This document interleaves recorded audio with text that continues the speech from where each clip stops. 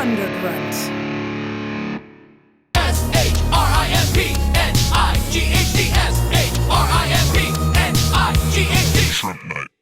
To start out, I just want to say that this probably is the normal, backwater American of me, but you have an awesome name. Like it's not just what your name is, it's like how, like the syllables, like Grenzfurthner.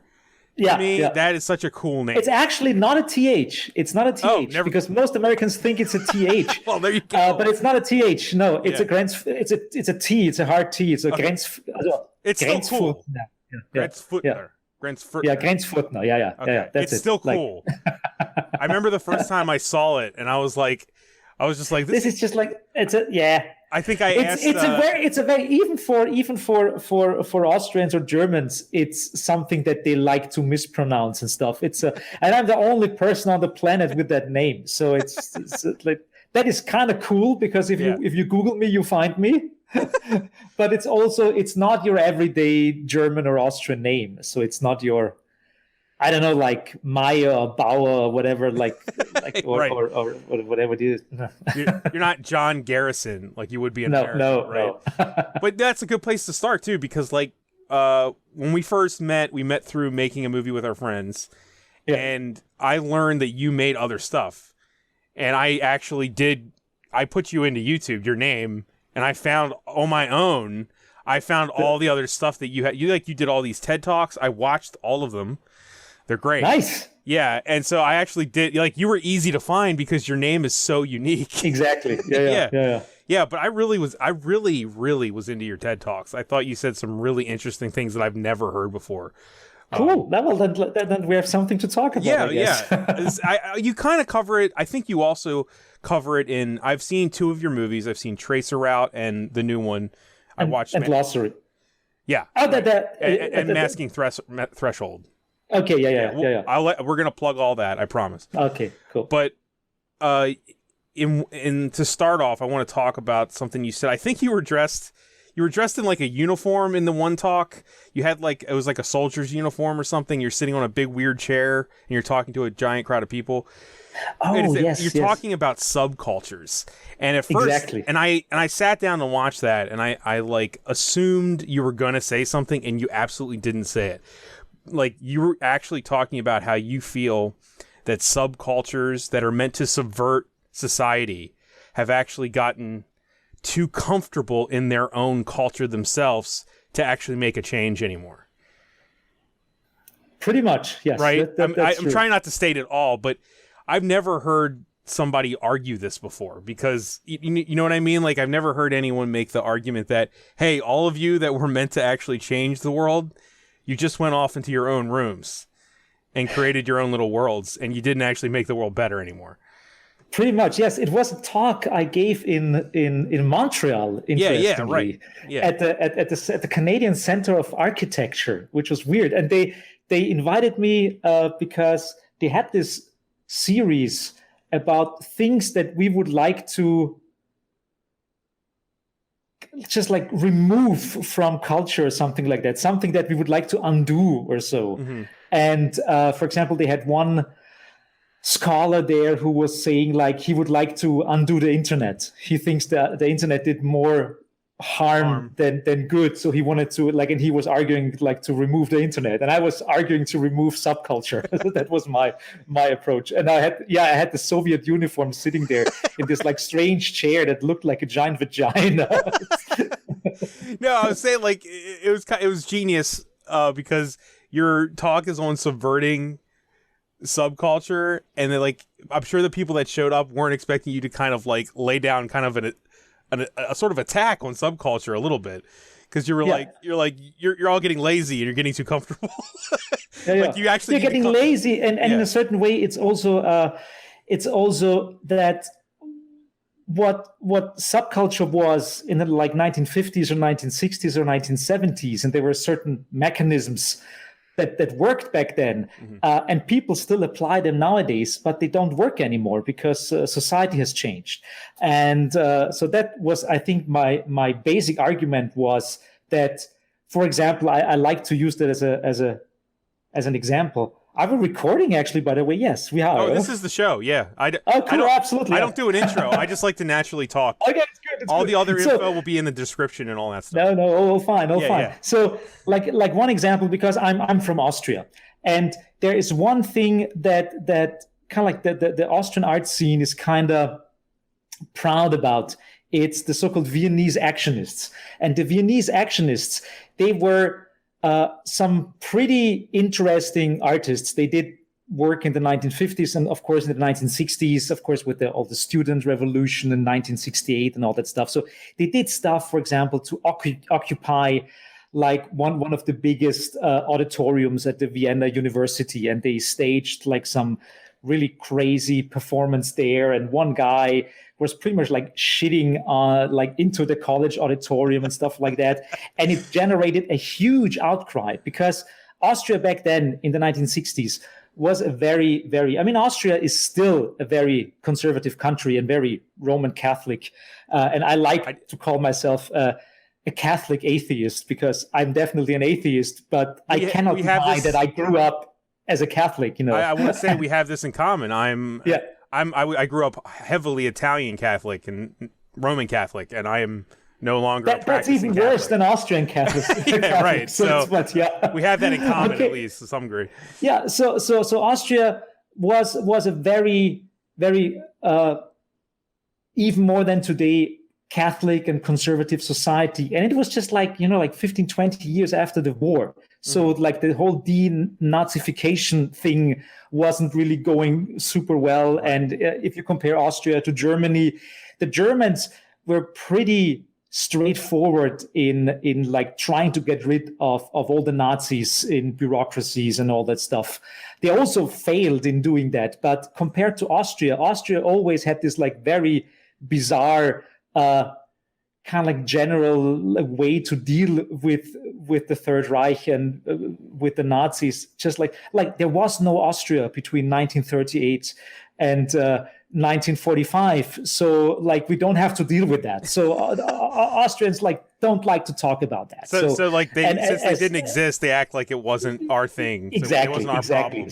So and as an artist and performance artist, and also as part of my art collective Monochrome, we did a couple of performances about that. So we did this piece called the Streichel-Nazi, which is the Nazi petting zoo. So where we had like a friend of us in a Nazi uniform, like sitting on the street in a little, like in a little petting zoo, and people could go by and pet the Nazi and feed the Nazi and change the hay for the Nazi in its little petting zoo. And we want to just kind of like address the problem that Austrians kind of fail or have a problem with embracing their own history. So we said like, here's the Nazi in the petting zoo. Like you're coddling the Nazis. Yeah. Still, right? Like on the one hand, we're coddling them. And on the other hand, we're kind of like calling them not enough in the way of like we have to deal with them. We have to like deal with the Nazi in our own history and stuff. So we did a performance about that. But I think that's kind of like something you do if you grow up in a very Catholic or in a classic post-Nazi society. As an artist, you kind of deal with that because that's how you grow up, and that's how I guess you filter. You're like a muscle, I guess. You filter all the shit that's given to you, and then you make art out of it, I guess. I gotta imagine that's like being in America and filtering out slavery, kind of. Exactly. Right? It's the same absolutely deal. Yeah, absolutely. And so in the 1950s and 1960s, of course, the Viennese Actionists, and they were people like Nietzsche or Günter Bruce and stuff. So they did pretty heavy performances. They did stuff like painting with blood, or they shed into a college auditorium and stuff like that. And society, of course, was reacting to that because society was conservative. The news media, the big tabloids and the big magazines, they were all very conservative, and they reacted to that. So they attacked it. So, of course, society kind of hated what those artists were doing, because they were attacking society, and society was kind of like attacking back in a way of like trying to put them to jail or something like that. One of those guys actually really had to flee to Germany because it was part of this college shitting performance, and they wanted to put him in jail, and so he fled to Germany. so he didn't have to go to go to an Austrian jail and stuff like that. And so were they they're attacking like they're not. I'm assuming back then they were attacking not even the message as much as the fact that you shit publicly, and that is not allowed in our society. But you had to do something that shocking to get any type of message. Yeah, there are certain things you just don't do, and you know exactly what those things are because society is very hierarchical. It's very strict. You just know what you are not allowed to do. And the very moment you do those things, you kind of like break through that invisible barrier. Right. And that's how you attack, at least in the 50s and 60s and 70s, it worked pretty well. How you attack society as an artist, you provoke. That's the thing you do. And I mean, the thing is also true for horror films. Like the whole thing about The Exorcist, for example, in the 1970s, when people said like they fainted in the cinema and stuff like that. Right. Of course, all that stuff is part of the PR. Like they were making all of that, most of that stuff up because it was good. There is a film. It's so groundbreaking and so horrible that you will faint in the theater. Okay, but that's the way how you kind of like. But it also is a comfortable way for people to go to be challenged by something without actually challenging their life. Hey, come and be challenged for 2 hours. This will freak you out, make you faint. But it won't actually ask you to change. Yeah. And in the same way, like people are sitting at home in their comfy little lazy boys or whatever the Austrian equivalent is, and sitting there and reading about, oh my God, those Viennese Actionists, what they did in this college auditorium, that's horrifying. They should all go to jail, blah, blah, blah. Like that kind of stuff, But in a certain way, it worked because artists were provoking society. Society was reacting to it because people were talking about it. The news media were talking about it. There were, of course, like less pundits than today, but there were still pundits and they were debating all that stuff. And in a certain way, that shifted the so-called Overton window in one direction. So by provoking and by attacking the very conservative society, you kind of changed it. And there is this French philosopher called Foucault, and he kind of like formulated something like a theory about how that works. And he calls it that back then, like the Austrian society, but also the US society, were classic examples of the so-called disciplinary society. And a disciplinary society is a society, I mentioned it before, is you kind of know what you're not allowed to do. And if you do that, there will be a form of discipline. So you will be punished. You will be punished if you do not obey the stop sign. If you see a stop sign on the street and you walk over or you drive your car through the stop sign and the police officer sees you, you disobeyed the rules, and therefore you're being punished. You have to pay a fine or something like that. That goes for like social tax too. Like if you shit on a church, people will disown you personally. Like there's consequences no matter where you turn. Absolutely. Right, there are rules, there are social rules, there are norms. Yeah. And if you disobey those norms, if you don't do that, or if you don't adhere to that stuff, then you will have to deal with the consequences. And the consequences could be that you're being sent to jail or whatever it is. But that works especially good in a disciplinary society, because a disciplinary society is where all that stuff is known. You know the hierarchy. For example, the worker knows that he has to obey the boss of a company. And like a citizen knows he or she has to obey a police officer, or if you're in a school, you have to obey the teacher as a pupil and all that stuff. So there are clear hierarchical structures in society, and everyone knows how that works. It's quite open, and that's why that structure works. It is quite blatantly seeable and feelable how society works. And that's what makes that form of rebellion possible, right? Like the shock of it, right? Like there's something to break through, I'm assuming. Absolutely. Right? That's the whole thing that I like to talk about. It is easy in a society, in a disciplinary society, to subvert that stuff because you know how it works. Mm-hmm. You know that you're not allowed to, play tricks on your teacher, but that's why it's so fun to play tricks on your teacher, because you kind of find the subtle ways of like tricking your teacher without being expelled from school or stuff like that. So you kind of find like the nudges and the edges and the things that you can do to challenge. It's kind of like medicine. Find out what'll kill me and bring it back just enough so it doesn't. I like want as much as possible. You know? And sometimes, as for example, the artists of the Viennese Actionists did, they were specifically kind of like, of course, overdoing it. They were doing things that were so extreme in that setting, that like the reaction, of course, was very, very strong. And but in the meantime, like society has changed. Of course, I'm not talking about, I don't know, like North Korea or Iran or something like that. Right. I assume like North Korea and Iran are classic examples of a disciplinary society where that still works even in 2021. Because in Iran, you'll be killed. It won't just be jail. Absolutely. Yeah. If you're openly gay in Iran, you risk being killed. That's it. Right. You know, like, so, and anything that is related to, you know, like gay subcultures and stuff like that. I mean, that is a very hard way of like challenging a system, of course, if you risk your own life doing it. And of course, but in a Western liberal or liberalish free-ish society like the US or like Austria, like things have changed, and there's a new term for that. And another French guy who killed himself, by the way, like Deleuze, and he called that the society of control. And he didn't call it a society of control because society is so strict that everyone is being controlled. No, society of control means that everyone is controlling him or herself. So the stop sign is not outside there. You see the stop sign, and then you have the possibility to decide if you want to obey the stop sign or disobey the stop sign. Right. The stop sign is already in your head, and you think it's best for you to obey the stop sign because you think it's best for you in your own interest.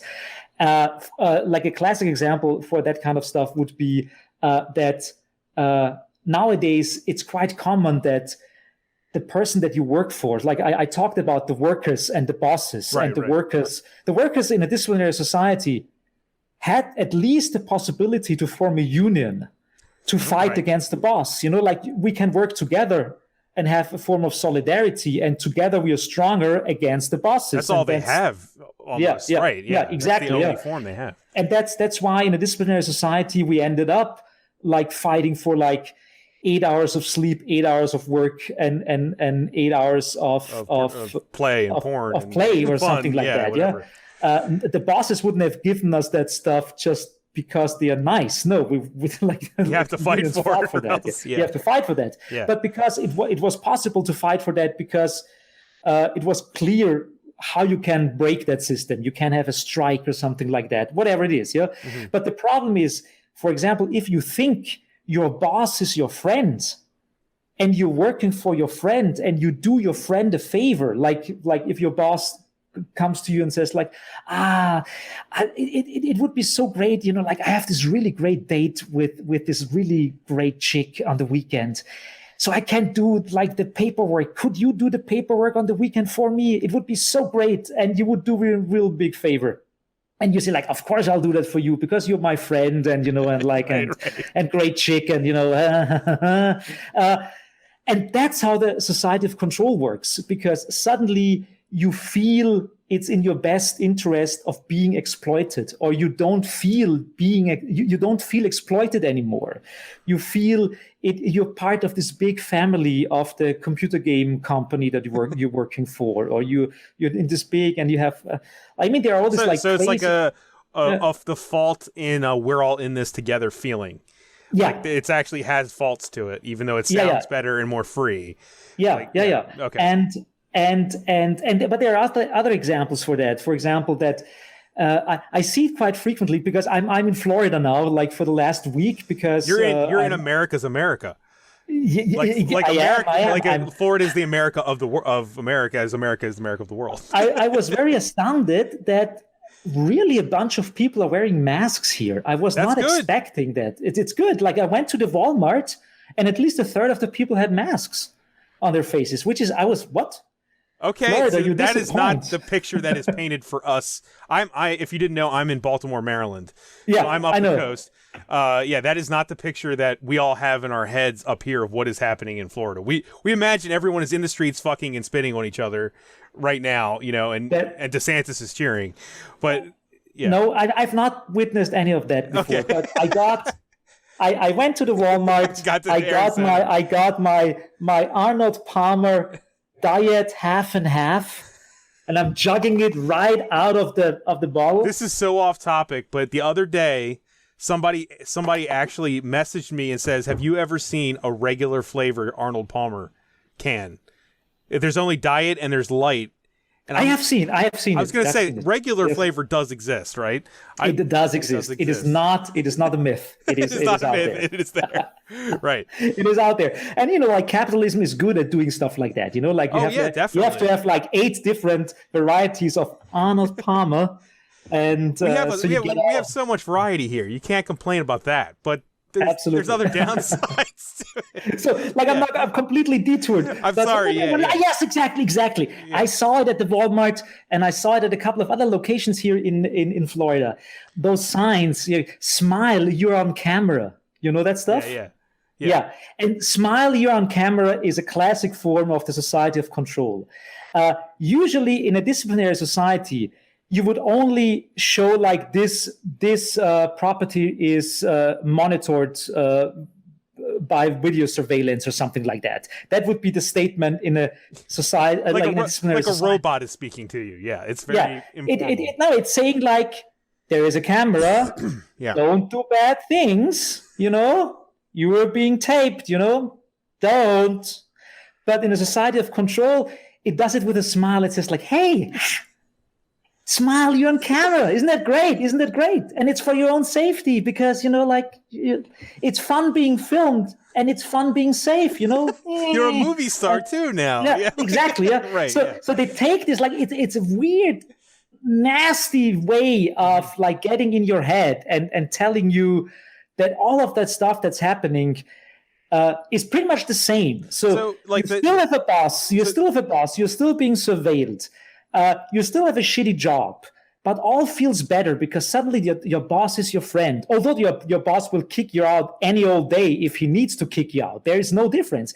The power structure stays there, but it's like an informal friendship. The power structure is the same. It's maybe the hierarchies are a little bit flatter, but still the mechanism is exactly the same. It just feels different.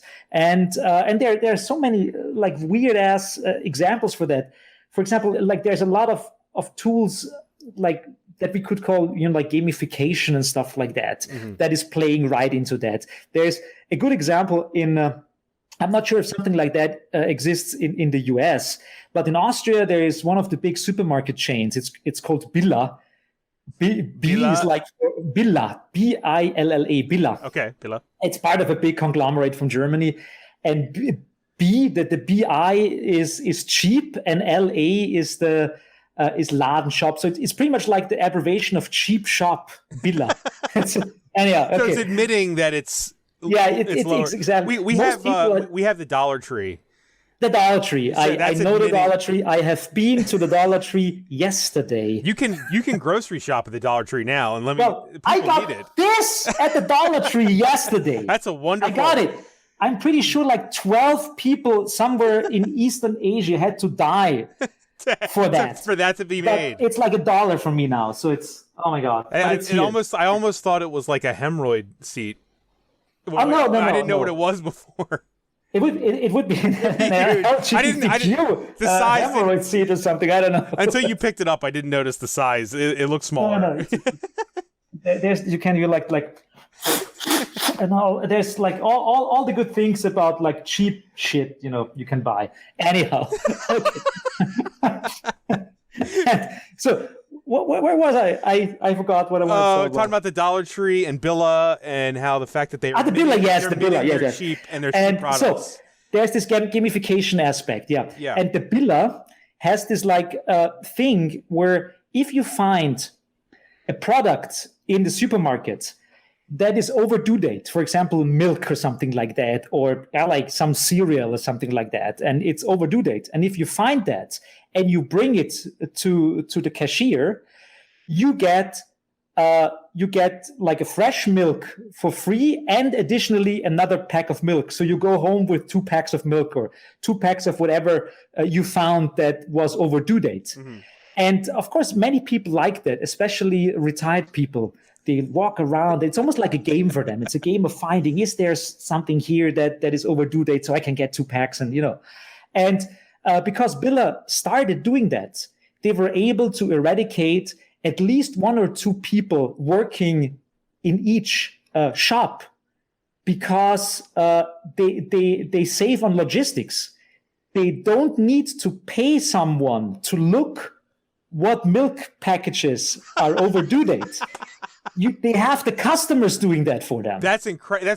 So that almost functions in a way like the self-checkout, right? Like they figured a way out to remove workers by letting people do it themselves. Except in this case, it's to check the expired milk. Yeah, that's incredible. That's incredible. But that's the society of control right there. Right. You're working for a company. You're not really being paid for it, and you don't even know it.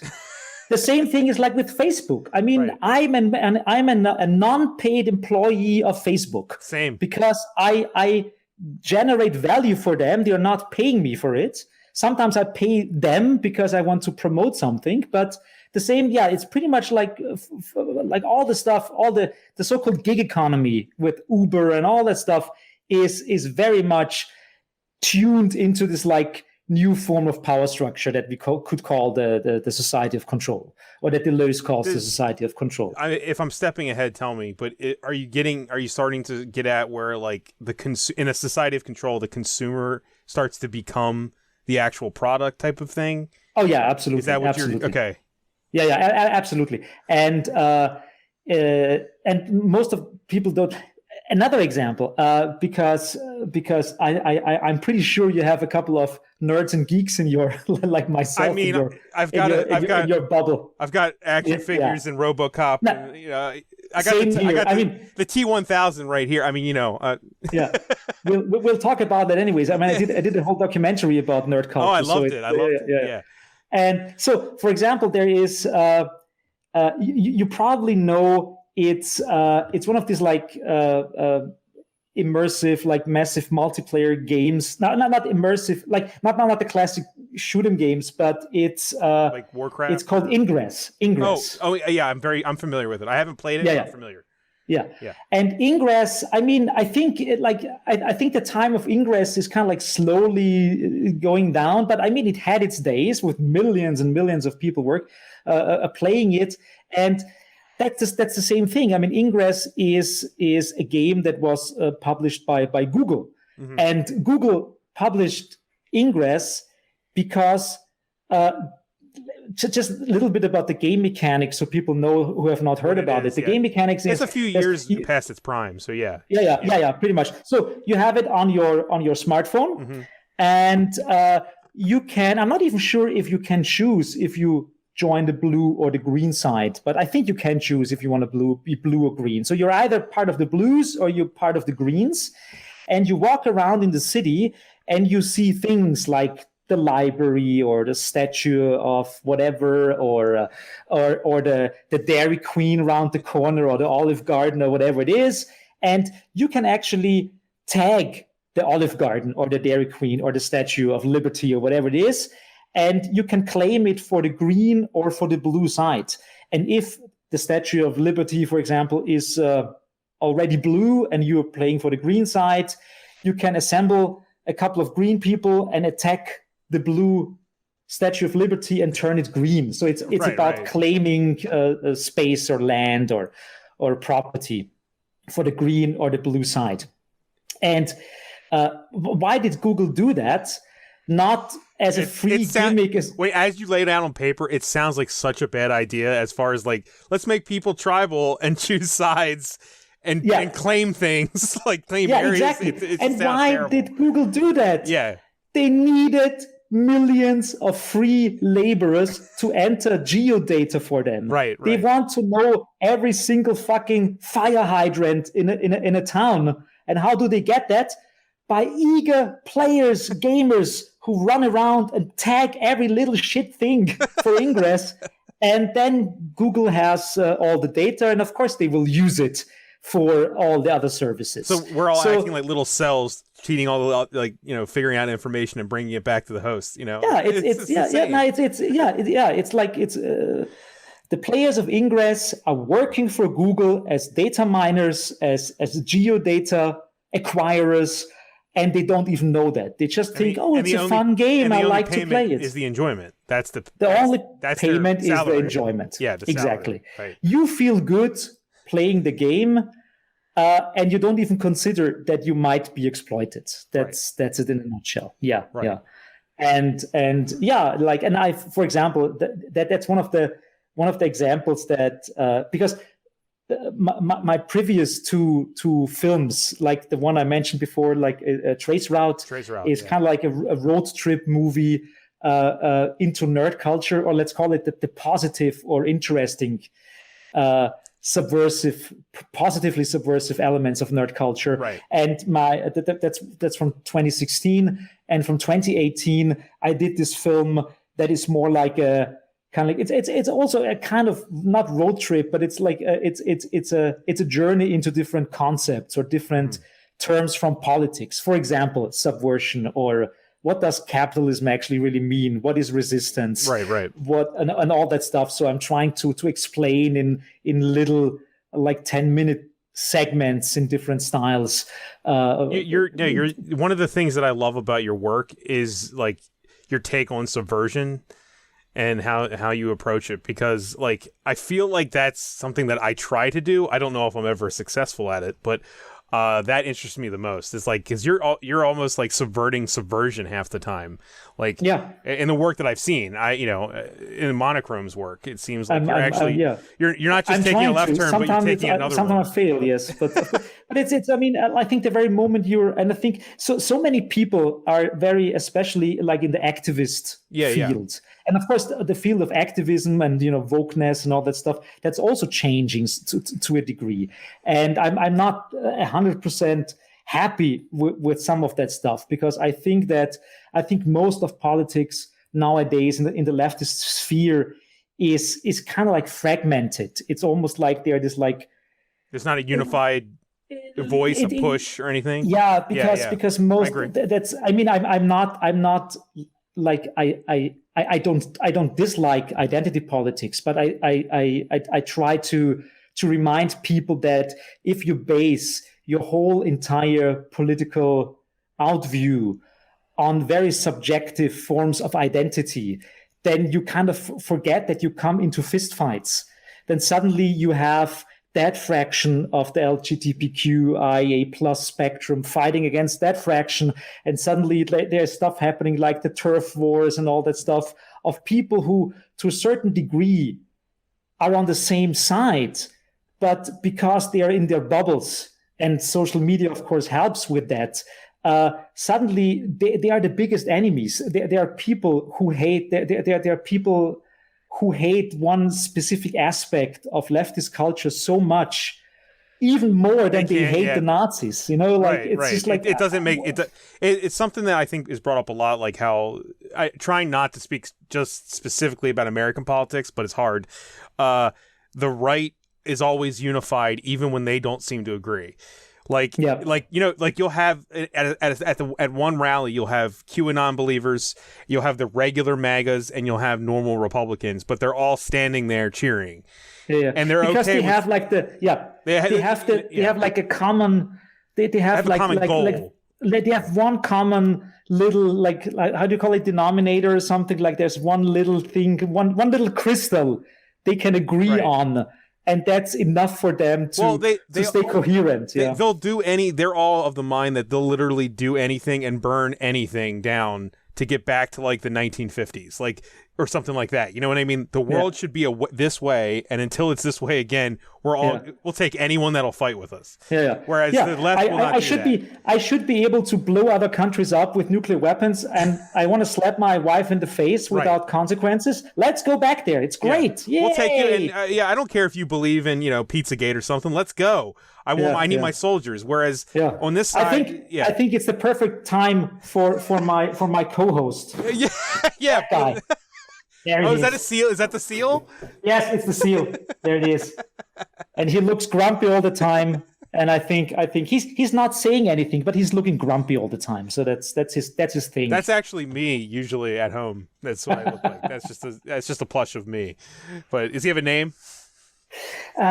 I think it's actually Robbie. So, well, Bob. There you go. But it's a wordplay. It's not even a wordplay. It's actually kind of normal because it's a seal kind of thing. And in German, a seal is called a Robbe, Robbe. So that's why it's called Robbie. It's kind of still. It's hello. For anyone that's I think also like at least 4 or 5 people in Eastern Asia died for this one. Right, I was gonna say anyone that's listening, Johannes just pulled out a plush seal. This is also an audio podcast too, so if you're just listening to it, it's a nice plump. It's a plush seal, and I have put it because I'm in our condo here in Central Florida. And I didn't have anything to put stuff on, so I found this letter. Yeah, and it also says not a step, which is also very American. Like, don't step on this because I don't want you to sue me. So don't step on it. Even though if to look at it, and I know that some people might not be able to see it, but to look at it, it's so flimsy. You wouldn't need that sign, you know what I mean? Yeah, it's such a small thing. Yes. So nah. but thank you. It's like what I always try to do in my political work. The interesting thing is that when I started doing creative stuff, like when I was a kid, it's a little bit in Trace Route where the first 10 minutes are kind of like from the moment I was born until I defined myself as an artist or filmmaker or something like that. So there's this pre-story of me growing up as a nerd in Austria in the late 70s and 80s and stuff like that. But it's I always had that feeling that so I think I was always a very political person. I just didn't know it. And I think it is, and that's why I'm so fond of filmmaking, because I think that filmmaking is a very straightforward way of dealing with a product, but also dealing with an audience. You're creating something and you're presenting it to an audience. You need lots of different skills and you need to be a team player to put all of that stuff together. But it's very straightforward, and there is never ever a debate if it's art or not. And it doesn't really matter. You like the film or you don't like the film. So it's not like, if you go to a gallery, most people wouldn't, my mother would not go to a gallery, not even if an exhibition of myself would be in that gallery, because my mother, quote, I wouldn't know what to wear. And there's this strange division between the art world and the real world, Yeah. And I always hated that. So although, of course, it's easier for me to say that I am an artist because it's just like you can't explain what I do anyway. Well, that means anything that you do is forgiven, and also anything you do is great because you're an artist. Yeah. So whoever gives you a bad review, they don't understand. Yeah, art is a very special place for very special people. And some people just don't want to go there, which is like the good and the bad thing about art. Art is this bubble of freedom within capitalism or bourgeois society where you can actually do whatever you like. And you have this protective force field, like this Death Star force field around it. But at the same time, because it's in this protective bubble, you also don't need to take it serious because, it's just art, they're just doing their art thing, whatever. I don't let them stay over there. I don't need to understand it. Yeah, exactly. And I think that cinema is one of the big art forms nowadays because it's transcending that boundary. I mean, I think that that James Cameron is a wonderful auteur filmmaker. Mm-hmm. Nobody thinks about James Cameron because he's having so many like he broke the box office twice. Exactly. As far as global box office. Who does that? Yeah, Who's done that? No one. But he is a classic auteur filmmaker, yeah. And he has his style and he has his ideas, and most of them. And he hasn't made that many films, and he still retains that label. He really has not made that many movies. Yeah. But at the same time, he's very political. Of course, you can debate how blunt he is. Of course, like Avatar, for example, is a classic anti-colonial message, and of course you can make fun of it. It's like the Dances with Smurfs or something like that. You can make fun about it. Or it's Fern Gully, right? But so many people. I mean, you always have to think about people, the people you're trying to send a message to, who have no idea about academia or political debates or something like that, who have never ever heard that there is even a country like France or something like that. You have to. There are people who just like don't know a lot, but they watch the film, they see what's going on in Avatar, and they have an emotional bonding with the main characters, and they're on their side. So it's a way of teaching a lesson. I love what you're saying, because so we both have met each other through filmmaker circles, and I have a lot of filmmaker friends. And when you are surrounded by people like that, or even just people who are very analytical in their mind, you don't talk about stuff like you just said. You don't talk about movies like you just said. Like the common person is left out, and their experience with filmmaking is usually left out of the conversation. Does that make sense? Like, it does make sense. Yes, exactly. For example, like I like managed a mom and pop video store, not like a chain, like a mom and pop video store for about 5 years of my life, and that taught me how much stuff like what you're saying, like that taught me that like Avatar actually does have value to some people. Like they actually, like, it might seem shallow as far as theme and what it's trying to say to like somebody we might know, somebody, a mutual friend might be like, Avatar was crap, the CG was terrible, it was boring. But to some people, they'll see it and it'll actually teach them something they never thought in their life. Absolutely. It's just like, and it's like, I don't want to talk too much about James Cameron, but no, that's fine. But I mean, I like the guy, and for example, the whole stuff. Like, I mean, most people probably don't remember that, but I mean, we have to remind ourselves the main guy in the film is a veteran who lost his legs and doesn't get new legs from the government. And it's possible. It's just like a future version of like, they're not paying the vet new legs. They're like, the healthcare system is still very shitty, and it's probably 200 years in the future. Right. And they lure him into the whole thing that they will give him his legs back. And I mean, if there's someone sitting there, like a veteran, like of the Iraq War or something like that, seeing that, like James Cameron is really clever at putting things in his films that people can relate to. Right. And that open up the same military is also in the movie. And I haven't seen Avatar in about 5 years, but the same military is also the one trying to destroy this beautiful environment that we're seeing for the first time. In that case, I think it's not even the military, because I think it's kind of like, it's almost like Blackwater or something like that. Yeah. It's like it's a private security operation. But still, they're held up by the government, though. Yeah. Right? But I mean, the same thing about Titanic, for example. Titanic, of course, is a big, spectacular movie about the ship going down. But it's a nice love story. But for me, when I saw it, I thought like, fuck, this is a really great film about the class differences in early 20th century. Right. Like, where you see in one ship how the class structure works. It's almost like this, like educational, who doesn't, right? Yeah, who gets their own raft. Yeah. It's an educational film to a degree, about how the class society worked in the times of Titanic, and to a certain degree still works like that. And I think that it would be irresponsible to make a Titanic movie that didn't show that.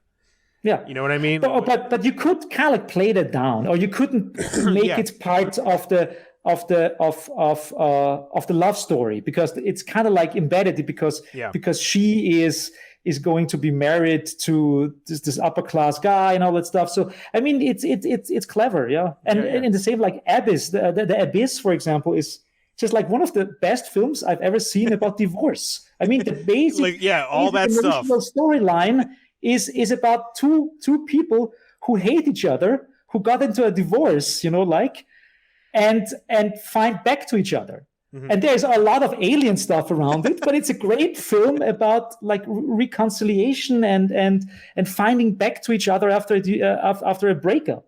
I don't know. But I'm completely agreeing. You're saying exactly what I would say, so I'm completely agreeing.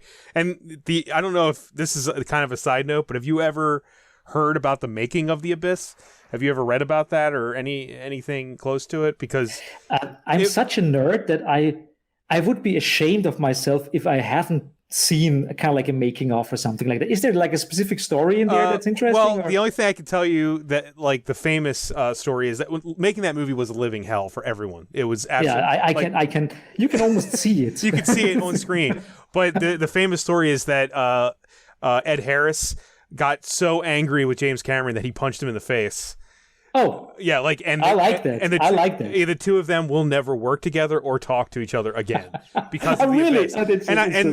And that was also like I believe it was like around the scene where he has to basically get his dead wife back to life, and it's all there on screen, like the actual anger and frustration of making. Oh, the one where like wake up! You've never quit a goddamn bitch, man. You've never quit a goddamn thing in your life.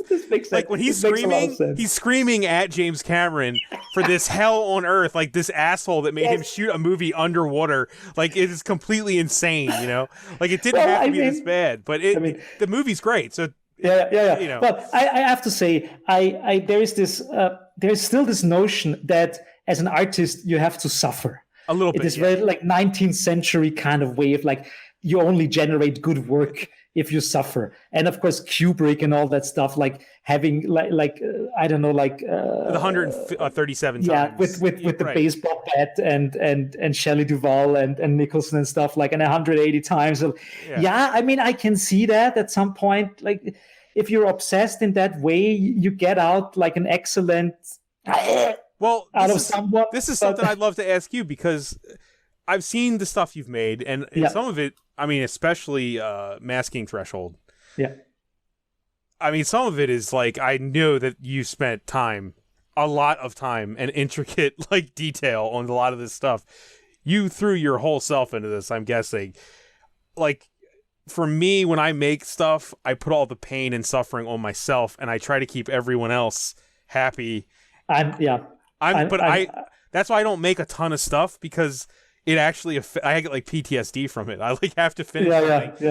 And you can only throw yourself into so many things if you're actually hurting yourself every time you're making something. No, I totally agree with that. Yeah. I think it's one of the big, and I mean it's a completely overused term in the meantime, but I think it's one of the big toxic myths that only if you suffer on a movie set, or if you suffered creating art, that the art will be great. Right. No, I'm not saying that. I'm not saying that. No. I'm just saying that many people really, like, people come to me and say that. And for example, I've seen one, like a couple of years, it's actually 15 years ago. Oh my God. So whatever. But we did a musical, and I actually hate musical, but sometimes I like to do things that I hate to get to it's almost like an exorcism, but it's also something that I'd like to deal with. So in Austria, it's something that's kind of irrelevant for the US, but there was this very prominent Austrian figure in the 1960s and 1970s.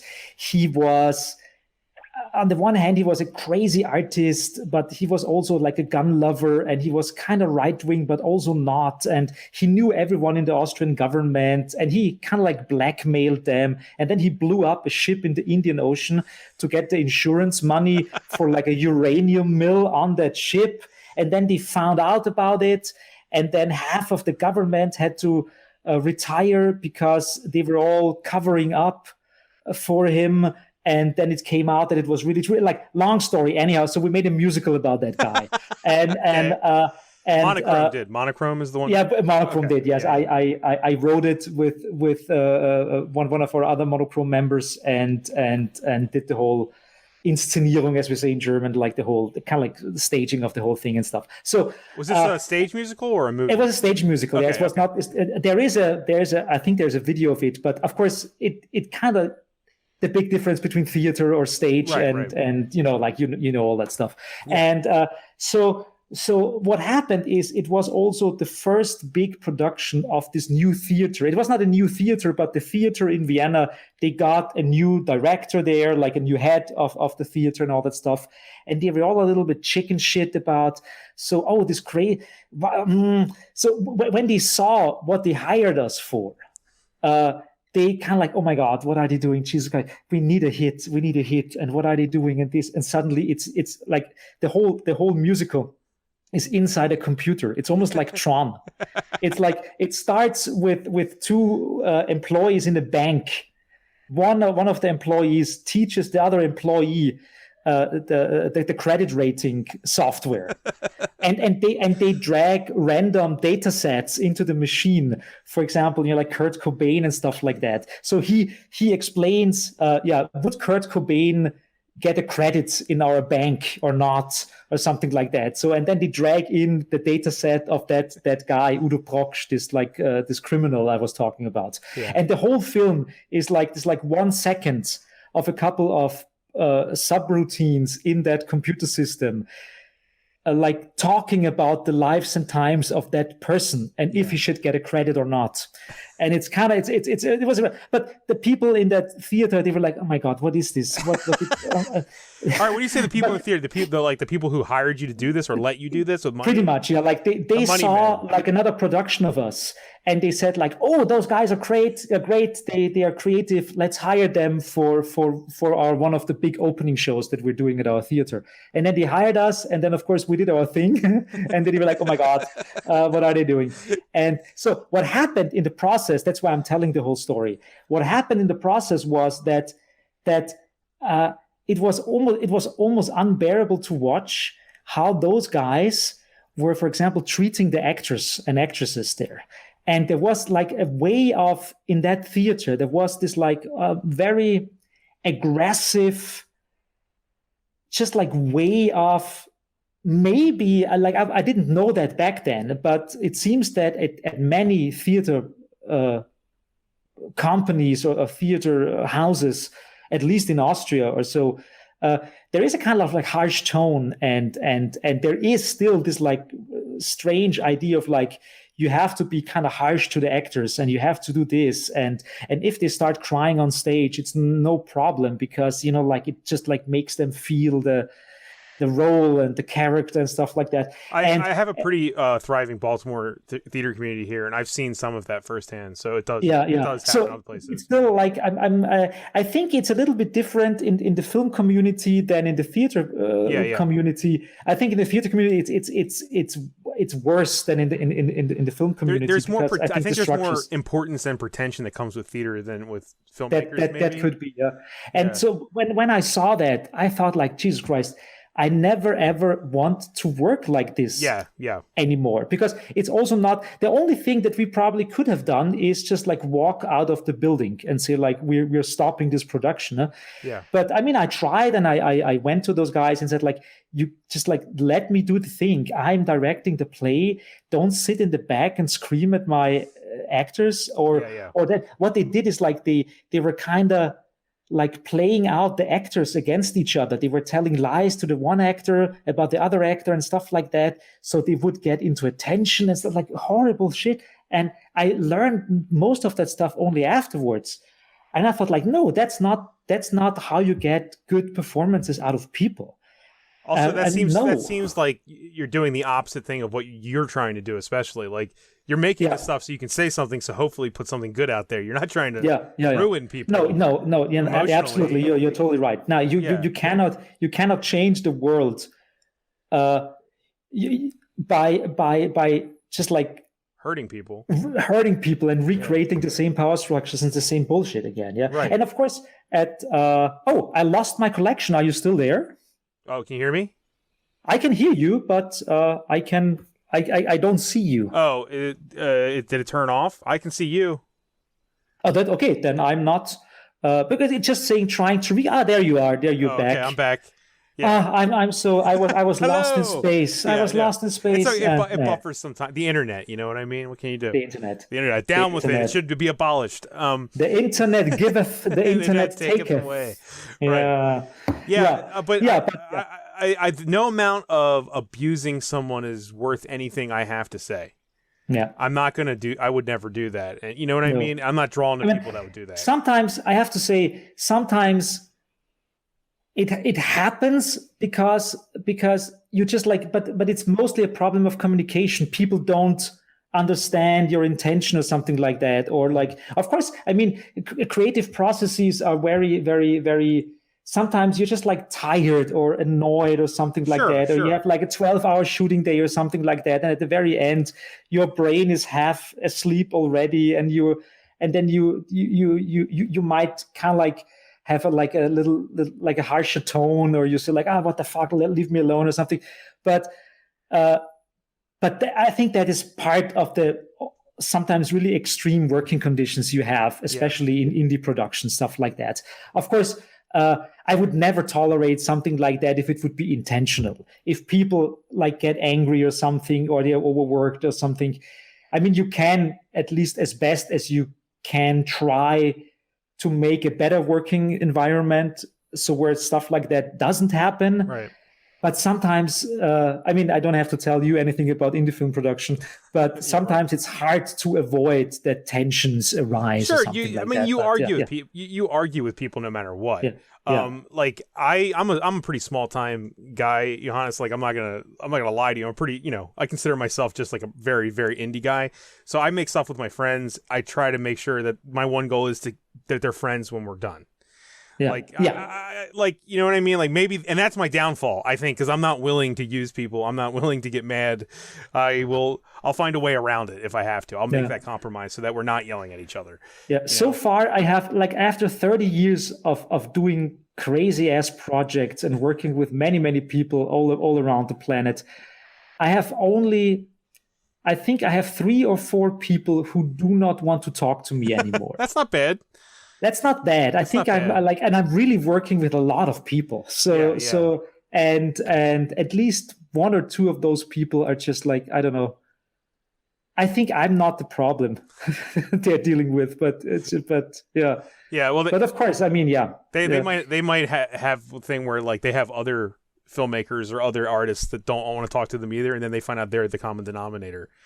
They're the toxic problem, not you. I don't know. Yeah, but I mean, I like one of the things, and of course that's something that you learn over time is, of course, you have to I mean, I always try to do that anyways, but sometimes you have to just like be. It's the one rule I think I really like. That's something you have to discover is you have to acquire, and I think that's nothing that you can know when you're 20 or 25 or something like that. I think you develop a certain form of emotional. It almost sounds like a self-help book, but you learn to have a certain emotional intelligence over time, especially in projects, and that's wouldn't something have said what I say now. 10 years ago. I wouldn't say like back 10 years ago I was like, I'm gonna make all this stuff and do all this thing. No one can stop me. Now I'm like, I don't want anyone to hate me. I don't want anyone to feel bad, and I don't want to use anybody. Yeah, I think that's also like sometimes. I mean, it might be true for some people, for some not. But I think sometimes when I see people who are very, very successful or in their thing is like, and I have this feeling of like, well, the stuff that you're doing is good, and I see the craftsmanship, and I see or craftswomanship or whatever. And I see like that you know what you're doing, and you deserve like the audience you have, but at the same time, I suspect that in German you would say you are one person that geht über Leichen, so it's like a person that you're walking over corpses. Yeah, right. And you're like, you kind of almost feel that. You feel like, yeah, okay, like I understand why that person is very, very successful, because he doesn't give a shit about the last crew he worked with. Yeah, you always need to watch out for the person who's constantly creating a new group. Absolutely, I've learned that over the years. Like, if you have someone who every time they make something has to get a whole new band together, you should talk to the last band. Careful, alarma. Right. Now, the people that have people that actually want to keep working with them and they beg them to be in their stuff constantly, one more time, that's the person I want to work with. You know what I mean? Yeah. Because know that they're not walking over corpses. No. But I mean, that's pretty much like how I'm working, because I mean, I founded like Monochrome, this art tech collective, film collective, in 1993, and I was 18 years old. So that's like I was not even like done with high school when I started. Actually, you know what? I would have thought you were way younger than you are. Okay, you come off younger. You come like. Thank you so much. Like, no, physically, it's because of Arnold Palmer. It's Arnold. I got to get me a gallon of that. Okay. and so Monochrome, that group that I founded. So I was alone for 2 hours, because back then I was very early. I was a very early adopter of online technology. So I think I was online. I had a modem and was online in 1987 or 88. Holy crap. It was on the FidoNet. That wasn't even the internet and all yet. That stuff. No, that was not the internet. It was like FidoNet and all that kind of stuff. But that was interesting for me, because I was like this like nerdy kid in the boondocks in Lower Austria. And I had the privilege of having access to a computer because my dad bought it for me. And he was also like, I talked him into getting me a modem so I could be online. So I suddenly was chatting with people from San Francisco or from London about like nerdy stuff online. And that kind of like also helped me in a very early age to kind of like find out stuff that I would probably not have like had access to in that time and age in Lower Austria. So that was interesting. So that's why the internet is good. If you absolutely, that's one of the absolute upsides of the internet. The expanse of your reach and vision, and to know that your backyard is not the earth. No, it's not. You know? At the same time, it's also like people have the strange idea that they're competing with the whole internet. That's also a very bad way of thinking. Yeah. First of all, artistic creation is not a competition. Right. It is a dance. Like the whole world is dancing, and sometimes like one person gets the solo dance and sometimes another person. So that's how it is. Film festivals and stuff come in, right? Exactly. Right. So I started early with that kind of stuff, and I was interested in science fiction, and I watched Robocop, and I'm still very proud that I was like, I don't know, like 12 or something when Robocop came out, and I saw it and I immediately got the political message, and I thought like wow, right off the bat, because this is like, and I still think that Robocop is one of you have Robocop on your wall here. I think it's one of the best movies ever made. It's so precise and interesting, and it's working as an action film. It's working as a political commentary, as a satire. Like everything about it is just like perfect. Like I didn't have the same experience as you when I saw Robocop as a kid. I'm being honest right now. It was just cool and bloody, and it was a RoboCop. It was a robotic cop, and that's why it was great. It's not until I got to around the age of 25, maybe even 30, where I was like, oh wait a minute. This is genius. This film, this film is about, it does more than just. It's about Thatcherism. It's about like how capitalism, corporate neoliberalism, capitalism is destroying our social systems, our everything. And I mean, I look up to it. Perfect. Like, how could something that genius exist? Just to be able to write that script. Even the fact I think that Neumeier and Verhoeven just found each other, because Verhoeven is such a classic European auteur, cinema maker, and Neumeier just like such a One of my great favorites, like too. nerd writer. Like Yeah, it's just yeah. like they Also collided. it's got a lot of my favorite films from that time. It has a bit of anger to it. Like it's angry at what's wrong in the world, and it doesn't hold back at all. I would put like a John Carpenter right next to that. So, a lot of his films feel the same way.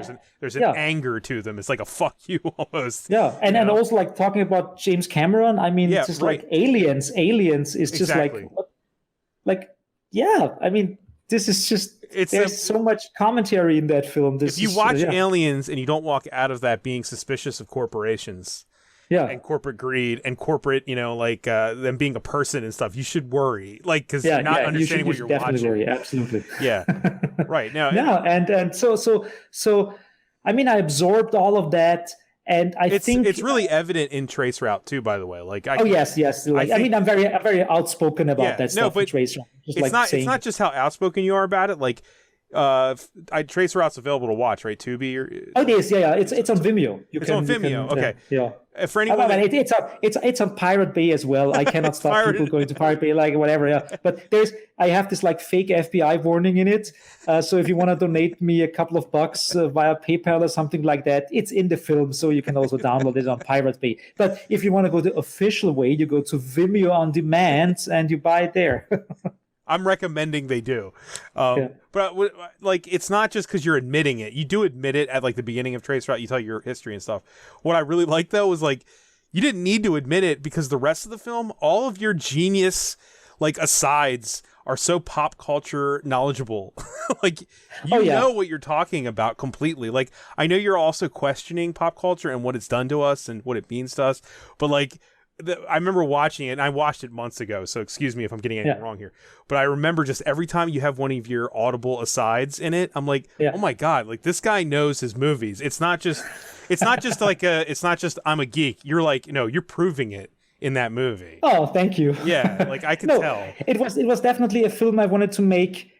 A bit about that, about like where I'm coming from, of course, where I'm going to, or where nerd culture in general is going to, and I wanted to make a film that is fun to watch for nerds, to see all the hints and all the Easter eggs that I put in there. But at the same time, it should also be something that is watchable for someone who is not a nerd and wants to learn about nerd culture. And I've seen many people who are like not nerdy at all, but still enjoy it in some way. Because it's hard to. It's a good thing to show other people because like I come from a family where no one's a nerd. And no one understands what I'm talking about, so I usually just don't talk. But like, it's hard to describe to people why this stuff takes over our lives, and it becomes part of a piece of our personality and who we are. You know what I mean? Like, why do we wear things that have symbols on them from movies or TV shows and stuff? Why is that so ingrained in us? A lot of people don't understand that. They don't. Yeah, it's a different form. It's an interesting global form of tribalism because usually tribes are something like you meet with your buddies in the bar and every Tuesday and sit around and drink a beer and chat, and that's a form of a tribe that you have. Yeah. But I'm for example, I wouldn't say that I'm Trekkie, but I definitely like Star Trek, and I'm on all the Star Trek shit posting Facebook groups and all that stuff. And I like that, but I have this feeling of like, well, I'm part of this tribe, and I don't know, and there are millions out there who are part of my tribe, and I don't know them. But still, I knew if I would walk into a bar, I would have an immediate rapport with a person there. I would know what to say and what to do, and then suddenly it would work. So it's this like it's this dispersed, strange global tribe and sub-tribe and I promise I'm not trying to keep bringing it back to Robocop. I'm not trying to do that. No, you can. But I don't know if I told you this, but I wore a Robocop hat for 15 years. Like I'm wearing, this is actually a Canon Films hat, but I wore a Robocop hat for 15 years. And in my I have giant circles, artistic circles I run with, everything. I feel like even in public, whenever somebody would see me go, yo, Robocop, and they would just feel like instantly endeared to me. It was like, because it's a movie, it's a beloved movie. You know what I mean? Like I can't see it. It's a Nostromo hat. Oh, it is. Okay, awesome. It's Alien. And that's my favorite cap. I like nerdy hats. Yeah, yeah. And I have probably like 40 of them. But I would say like 95% of the time I'm wearing this hat. And it's strange. I always buy it at one online store here in Central Florida in Longwood.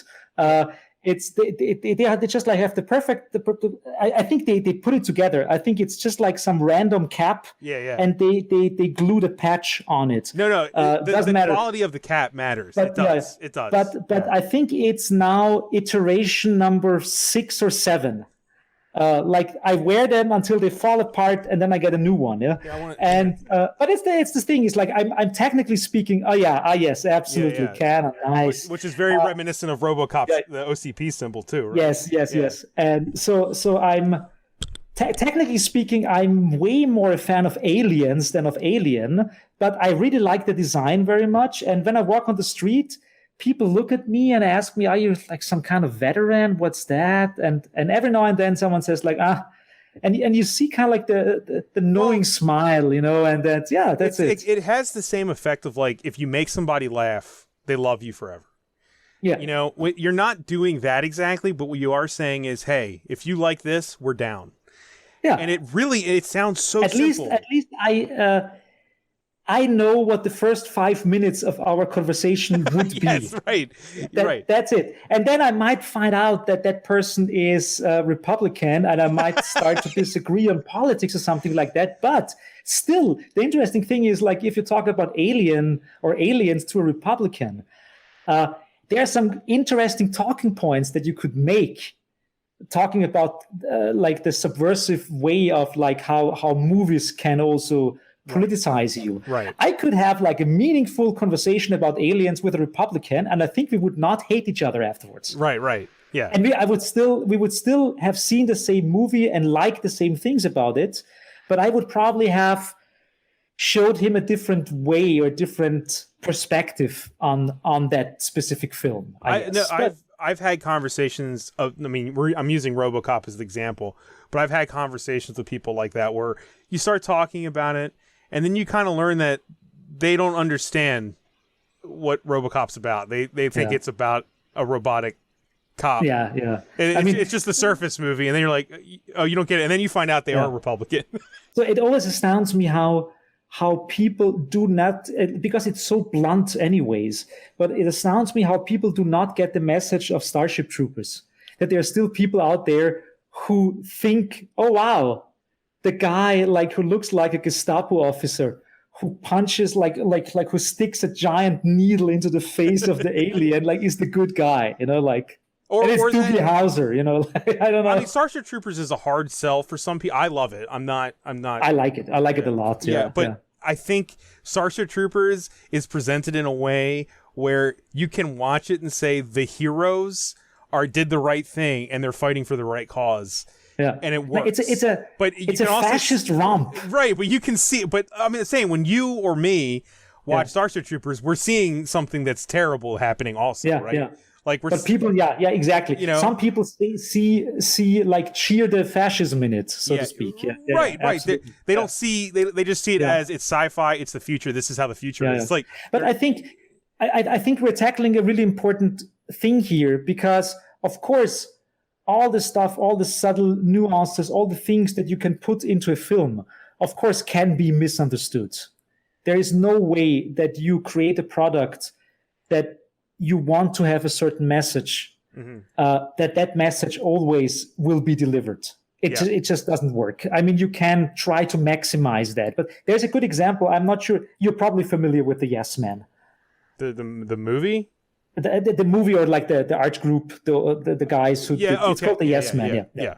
No, it's called the Yes Men. They did they still do very interesting political pranks or stunts and stuff like that. And they did one specific stunt in 2004, and it's still very nice.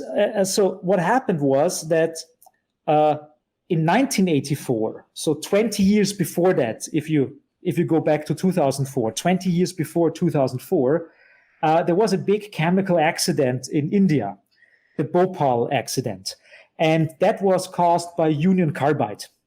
one of the really bad companies. In the meantime, it's not called Union Carbide anymore. It is called Dow Chemical. So Dow Chemical bought Union Carbide. Yeah. And they never paid any reparation to the people in India. And many people died. Many people are still sick from that chemical accident in Bhopal in India. And so what the Yes Men wanted to do is they wanted to kind of shed light at that whole thing. So what they did is they created a fake corporate social responsibility website for Dow Chemical, where they put the information on that now finally, after 20 years, Dow Chemical is paying billions of dollars of reparation to India, to Bhopal, because it is time for us to do the right thing. Right. And because of that, the BBC contacted that website. And of course, the website was owned by the Yes Men. So the BBC wrote an email to the Yes Men saying, don't you want to come to the BBC studio live to talk about how Dow Chemical is helping in Bhopal right now, yeah? And they said, yes, we'll do that. And then one of the Yes Men was live on live BBC television saying, pretending to be a Dow Chemical spokesperson and saying yes, we'll finally pay billions of dollars to Dow Chemical and blah, blah, blah, blah, blah. And of course, that was all a fake. And a couple of minutes later, the Yes Men released a statement that it's a prank, and that of course they pretended to be a Dow Chemical and all that stuff. I think there was even a dip in the Dow Chemical stock price and all that stuff, at least for a couple of minutes, and it's still one of the big political art stunts or activist stunts of the early 2000s, and there are still art books writing about it, and the New York Times wrote about the whole thing, and it was a big deal, and it kind of put the Yes Men on the map in terms of political activism and art and all that stuff. Right. But at the same time, and I kind of like the idea, and I kind of like what they did, but at the same time, I would say that 99% of the people who saw that interview on live BBC television still to this day think that Dow Chemical is a good company and they finally paid money to the poor people in India. And for people like us who are knowledgeable about that kind of stuff, who read the New York Times or are interested in art history or interested in political activism, stuff like that. In facts. Yeah, or in fact, yeah. Yeah. They we know what went on, and we know why the Yes Men did that, and the purpose of the whole thing. But most people out there who saw that on television, the Yes Men pretty much did free PR work for Dow Chemical. Right. And so you have to be careful, I think, in what format, in what medium, in what way you spread information.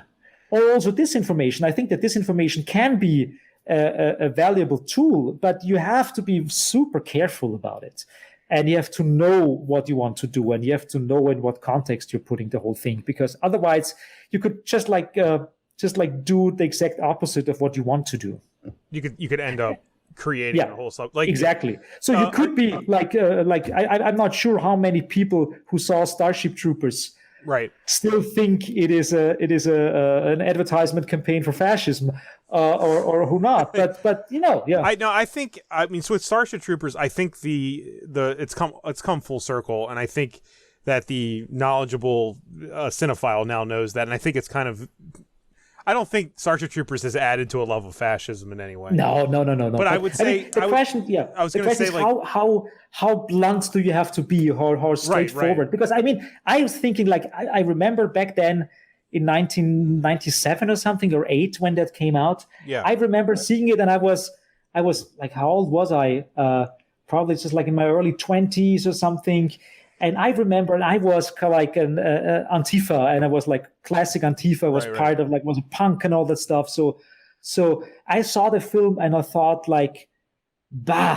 this is my first reaction was I hated it because it was so banal, in a certain way. It was so oh my God. Well, it's kind of status quo completely on the surface, right? Yeah. but I really liked to learn and love it over the years, because I thought like it takes some cojones to make that in the US studio system and present that and cast all the people that look like straight from Beverly Hills 9210 or something. Like there's something really nice about it. he wasn't even not just the cojones to make that movie, but he was also making it from a book by subverting what the book is, and the book is straight up fascism, pro-fascism. Yeah. Or it's at least hardcore. It's like super right-wing libertarianism. Heinlein is never been at all in line with what the movie. He was interestingly one of the first polyamorous people, who wrote about it and was open about it. That's interesting. So he was like, in his personal life, he was very liberal about the stuff that he did, but I mean his politics are just like horrible. But he's like, earn your citizenship, right? No, I was gonna say what you're saying about Starship Troopers, I think to some degree culturally that effect has happened with other movies. Maybe you could argue like Fight Club or something like that. You know what I mean, where the line Fight Club is such a it's had such a weird effect where it's like there's a subculture of people who don't understand what the satire of Fight Club is, and they've become toxic, right? The snowflake itself has become part of the lexicon, but not of the left. Absolutely. And if you watch Fight Club, it's from such a blessed period of time. It's just like the Soviet style communism collapsed. There was no 9/11 yet. It wasn't this like couple of years where everything looked so bright, and like the end of history, and like everything is great, we won, and everything is super duper. And then the wave was just about to crash right back down on everything. And Fight Club is like a film specifically, I think, about that time and about that mindset and about that. He literally says in the movie, "We have no great war, we have no great suffering." It just wait a few years. Literally, it was 90. Was it 99? No. You don't have to punch priests in the face on the street. You will go to Iraq in 6 years, And then you're going to have the housing market crash. And guess what? A pandemic's coming in about 10 years after that. It's really an odd time, and I think people keep applying it to the modern day, like you're saying. And you're missing the point, totally. You're also missing the point that you're supposed to be with Tyler Durden. He is not to be admired in any way. It's interesting. A friend of mine who used to be a punk and a very left-leaning person, in the meantime, is just like, I mean, I could probably really call him a fascist in the meantime. Like he is like right-wing, like Austrian guy. He's right-wing now. He removed all the stuff that he ever recorded. He had this like video blog kind of thing like 10 years ago, and he removed all of that from YouTube. So he eradicated all his left-leaning or liberal stuff online, and he's now really like a right-winger. And I always found his obsession with Tyler Durden very strange. And in a certain way, it makes sense, because I think a lot of the stuff that he was talking about and the way how he expressed stuff and how he dressed, there is kind of there was that the hidden fascism was already lurking there. And it was just like waiting to burst out. And I think with all the stuff that's happening now with COVID and all this, I mean, I don't have to tell you anything about, January 6th and all that stuff. So, I mean, there's like, there's so much, there was so much bottled up fascism everywhere that it's just like, it's so like, I don't want to say interesting, but it is definitely eye-opening to see like with how much pressure that fascism is bursting out of all this like bottled up bottles. You're saying like they didn't realize they were thirsting for it, and now they're getting that. They're getting it. Like they haven't had like a actual trip. It's really like it's like Trump and his ilk. They are like the Mentos that you put into the Coke can, the Coke bottle. It's just a little Mentos, but it has a lot of foamy spray come out, like a big orgasm just flying out.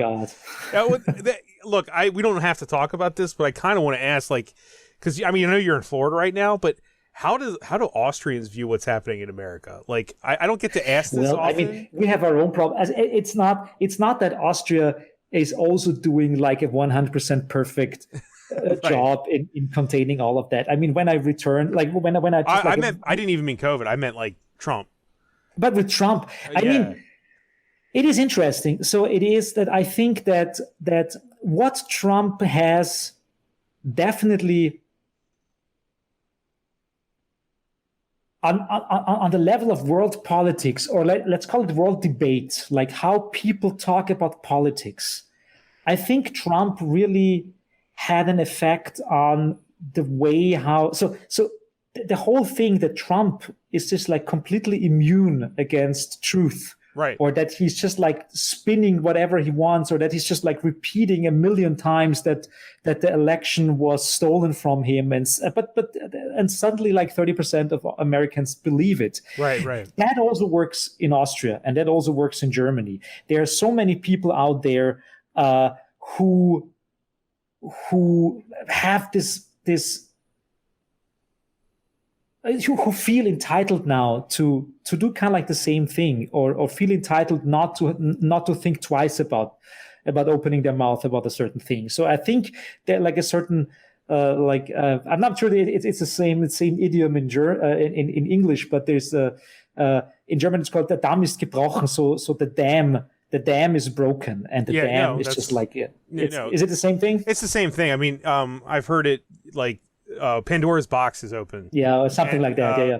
The things that have happened with Q and COVID and the election, that cannot be put back in any form. Just an example. I think that in general, people in Central Europe have a better public school education and all that stuff. I mean, going to universities is still free or almost free. I mean, I think a semester at the university in Austria is like 500 euros or something like that. So it's very payable. It's very affordable and stuff like that. So there is, I think that the school system and all that stuff, and of course with all the social health care and all that stuff, it's definitely way better in Central Europe, in Austria and Germany. But I mean, we're not completely immune against that kind of disinformation strategies. Right. For example, a good friend of mine, I haven't seen him in 10 years. So he grew up so my grandparents, they used to live in this little town outside of Vienna. And I was always going there and building tree huts and all that stuff. And so he's one of the people in my age who grew up with me back then. And he's now a farmer. So like he's kind of wealthy. He has a good like organic farming business. And I was in that little town a couple of days ago before I came to the US, and he saw me there in my car and stuff, and he came by and said like, Johannes, good to see you. I haven't seen you in 10 years. What are you doing? And then I told him that I'll be going to the US and that I'm doing location scouting for films. And so we talked about filmmaking because, as I mentioned before, filmmaking is something very magic to people. And especially that you're making films, they just like want to know and blah, blah, blah. Yeah. And then he looked at me and said like, Johannes, you're such a clever person and you make films and stuff like that. So how do you believe did they manage to do that, to steal the election from Trump? And I said like, I don't believe that they stole the election from Trump. I believe that Trump, just by repeating the lie so many, many times, people suddenly think that there must be something true about it. So there is there's a core of truth to it. And but I don't think, there is like all like even like the Republicans sitting in the election committees, none of them like reported anything about irregularities. It is not stolen. And he said like, oh, really? Okay, interesting. Okay. So like, if you say that, okay, then I'll think about it. But okay, yeah. And that's it. And that was just like some random conversation I had with an old friend of mine. You understand how rare that is, right? Like it is kind of rare. But I mean, the guy probably also trusts me because Right. I don't know. Yeah. No, it's good. I'm not trying to say it's not good. It's just very rare. But of course, that kind of stuff is also, I mean, that like there are no boundaries for that kind of stuff. And if you go online, I mean, the problem is that that's also a quote by Michel Foucault that I mentioned before, is that there's and I really like it. It's not important what you want to know, but why you want to know it. And I think that is very true. It is like whatever you want to like if you're a scientist researching something, what is your main goal in your research? Is the main goal to be rich and famous and have a tobacco company hire you for your expertise? Or do you want to advance knowledge? So what is the end goal so why are you doing something? Why are you making a movie? You could apply that, what you just said, to like the average citizen in America right now. Like, because they're all doing research. And they're all talking about research constantly. But they're doing research. The quality of the research aside, they're doing research to disprove the other side. Exactly. So they already have a preformed opinion, and they are trying to find. It's not to find the truth. They're trying to find evidence for their belief system, which is, of course, like what all religious people do, right? Yeah. Like creationists and all that stuff. So, I'm not getting into the creationist debate please. because it's kind of like I would call it a soft target. It's always like all the liberals talk about creationism because it's so stupid. I don't know about you, but like I feel like that whole like debating with religion thing ended for me in America. I had my moment with that, and I think after the George Bush years, that really all just melted away. I feel like remember like the Creationist Museum? I don't want to talk about it, but the Creationist Museum and stuff, and that all popped up during the Bush years, the really religious right of America.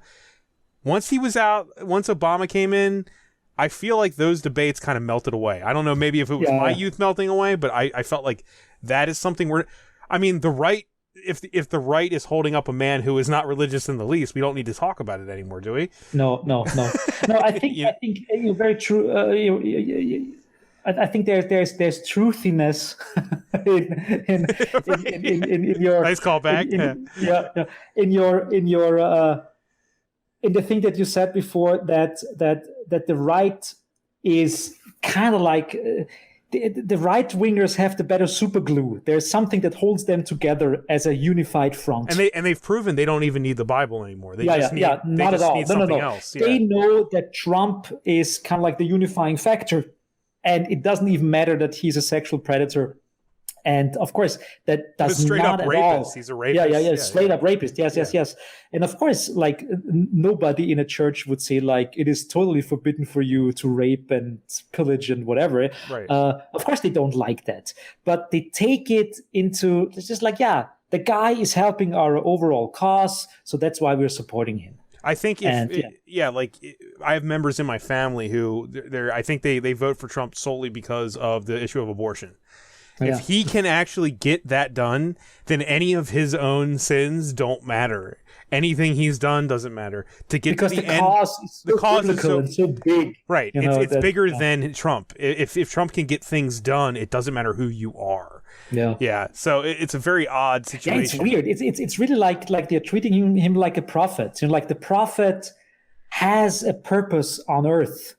And even if it's a failed prophet or it doesn't matter. Like there's this like weird orange guy, and he just like nothing about him is conservative. Like nothing at all. Nothing at all. He is a very, very hedonistic, gold-plated, if anything, living rooms kind of guy.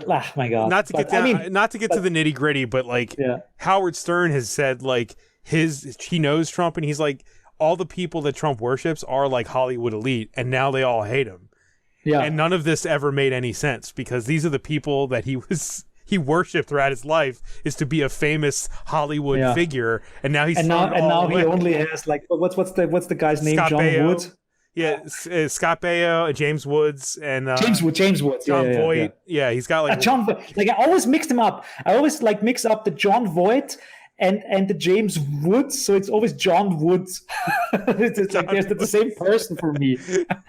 No, Deliverance guy, and then James Woods, he's done a lot of stuff. But I mean, I have to say that's to a certain degree what we're talking about. The whole thing about the truth, that people are way more interested in getting their belief system validated than really interested in something like truth. I think that is, to a certain degree, also kind of like very much the center of my new film of Masking Threshold. Right, yeah. Because if you compare it, for example, to Trace Route is a very positive and optimistic. It's also very critical, but it's a documentary about the positive aspects of nerddom. And Masking Threshold is, first of all, it's not a documentary. It's a straight up horror drama or psychological drama or however you call it. But it's almost, Johannes, it's almost undescribable of what it is, which is great. Like I don't know where to put it in a category. You know what I mean? Like it is. Yeah, I mean, for me, it's a film about this nerd character and all his beliefs and all his things that he holds dear, like the scientism and skeptical belief and all that stuff. And he dislikes his esoteric mother and all that stuff. And I don't want to spoil too much, but of course everything is kind of like being turned around in the end. But I mean, it's. I wanted to say, like, from a filmmaking perspective. And I don't even know if you want me to say this, but it's probably the best masterpiece of insert shots I've ever seen in my life. Like, just really? I'm just talking filmmaking right now, just like actual filming. Like, I've never seen so many masterfully pulled off insert shots in my entire life. So it was gorgeous. I've never really measured like the screen time, but. I mean, I would say like 60% of the film are macro shots. Everything is. I at first, when the film opened up, I'm trying not to spoil anything. I thought that was the opening, and then I was like, oh, this is the movie, and then I was like, oh my god, these are all pulled off. I have not seen a film, a film that's more traditional that has insert shots. I was like, usually insert shots are not pulled off like this good. And you never see the face of the main character. No, well, the funny thing is, I know what you look like, so I can always. Me. It's me. Whenever your head is shown, even from the back, of course, that's Johannes's hair. Of course, it's me. Yeah. No, the thing is like that was of course. Too. Yeah. No, of course that's one of the things, because I kind of had this idea for this film, and I knew that it would be kind of hard to get. I knew that I could get a couple €1,000 in Europe from art grants, or video grants or experimental film grants. But I knew that I wanted to do a feature film. I knew it's like I had the script for 90 minutes and all that stuff, but I knew I would never be able to go to a classic standard movie grant in Austria and say like, please give me money for this film, because they would have said, what? You want to do a film that's like 60 or 70% macro shots, and you never see really the face of the guy, and like it's. I wouldn't have done that. They wouldn't have given me the money for that. So my idea was like, how can I pull that off in the most efficient way? But I mean, I knew from the beginning, and that wasn't even a deliberate decision because of the money, but I knew that the whole film will be set in one room. Mm-hmm. It's just like, it's this like microcosm of that guy where he kind of like seals himself up from the world. You're doing like 5 things in a feature film, which you're not supposed to do. Exactly. Like almost everything. Yeah. And so it was in a certain way easy to film, because I had one room in my apartment in Austria, in Vienna, that became the horror room, which is this like American like garage kind of like room setting. It was like your Dexter kill room, Exactly, and everything is in there. So, and it was also easy to shoot then, because we shot the film over like 3, 4, 5 months or something like that. And my friend, the camera guy, like Florian, so whenever he had time for 2 or 3 hours, he came by and we shot a couple of more scenes. And then I just like left the room as it is, because we kind of shot the whole thing chronologically. So it's, we just like kept going. And I thought at some point the film will be done. And it was after, I think, 3 or 4 months of like shooting, like an afternoon here, an afternoon there, a night here, a night there. So it was easy to make it from a production standpoint. And at the same time, like, but of course the films somehow, as all films, like I think that non-filmmakers don't realize how important editing is. So like the editing of a film is just like there are so many films out there who are so bad because the editing is so bad, and you just like, oh my god, like this is just like, it would be such a perfect film. Couldn't they have like had another person just like doing the editing for them? And it's just like no, I if I may praise the editing too. Like I was gonna say that, like you took the words out of my mouth. Like for the movie the movie you made, like what I noticed is it's not just a bunch of insert shots. I didn't want no. But I mean, they're very pointed. They're shown at a very specific time for what is being said and what the theme is. I did recognize that, and it's really well pulled off. So congratulations on that too. And in a certain way, it's like I'm trying not to spoil anything when I talk. No, exactly. But it's in my little PR blurb, I say it's like a mixture of a YouTube channel and an unpacking video, and like Lovecraftian existential dread. So it's all of that together. Okay, can I give you another slant on how I would almost sell it? Sure. It is almost like My Dinner with Andre fucked a podcast. Okay. With one host. Yeah. Like because to some degree we're hearing the guy's inner monologue, and then I was like this could be listened to, and the visuals are absolutely 100% important, but it's still a work of art if you just had the audio. Like that is true. I kind of wanted to do that because usually I one of my good friends there's one film I really like, and it's probably something very Austrian to say that, or German. But I'm a big fan of Werner Herzog. I like Werner Herzog. I mean, he did some really shitty films as well, I have to say. But hey man, but he's in Star Wars now. Everyone likes Werner Herzog. He's in Star Wars, just like, right? Absolutely nice. And he was on Simpsons. Yeah, the best thing is like when the Simpsons asked him. I'm not sure if I believe that, but when The Simpsons asked him if he could be like a voice actor and play himself on The Simpsons, he said, yes, I'll do that, no problem. And he didn't know what The Simpsons were. Oh, Werner Herzog did amazing, not know The Simpsons. And how is this even possible? But that makes it very nice. Yeah. I have to think about I don't want him to know what The Simpsons are. I'm happy that he didn't, you know. So because I'm in Florida right now, and just like yesterday, we went to this little state park, Wekiva Springs State Park, and it's very lush, and there's this like nice little like stream, like it's a source of water, and you can swim there. But there's lots of lush green around it, and there are these like classic American state park trails where they built a little walkway through the jungle, and you can go through the jungle and see that. And whenever I walk through a jungle, I hear Werner Herzog in my head because there's this scene in and that's the film I wanted to talk about. It's called I think, I'm not sure what the English title is. My Best Fiend, or my Best Enemy, or something like that. It's where Werner Herzog talks about his work with Klaus Kinski. Okay. Yeah, so it's a documentary where Werner Herzog explains how crazy it was to work with Klaus Kinski. Yeah?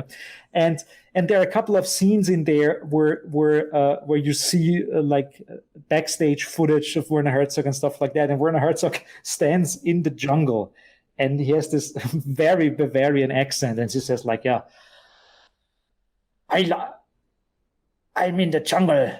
I like I like the jungle. I love the jungle. But I do love it against my better judgment. And whenever I walk there, it's like, yeah, I like it, but I like it against my better judgment. Anyhow, so that's Werner Herzog. I forgot again what I wanted to talk about. But so there's I forget. Yeah, I forgot what we were talking about. It's okay. How did we get to Werner Herzog? It's okay. Oh yeah, but in general, I guess in general, I think it's the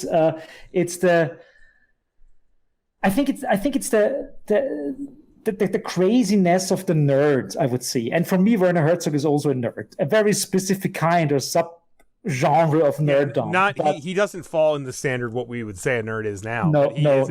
But he's very obsessive about things and does stuff. And he's like a nerd of nihilism. maybe he is. And yeah, now like I could talk for hours about that. But in this. Yeah. Anyhow, so there's this scene about the jungle that I really like, and so what was interesting about the film, like Masking Threshold, which is I have to say it's kind of hard to talk about it without spoiling anything. I watched it last night, and my first thought was, how do you talk at all about this film without ruining the entire thing? Yeah, I don't want to give anything up. What I could talk about is, of course. It's about obsessiveness, I guess. It's a film about obsessiveness, and it's a film about how you kind of like, because technically all the things the protagonist in the film speaks about and says is technically true. It's also my own belief stuff that he says. But he says it in a certain way and in a certain context that loops back to what I said about it's not important what you want to know, but why you want to know it. It is, I think I have to say, it is,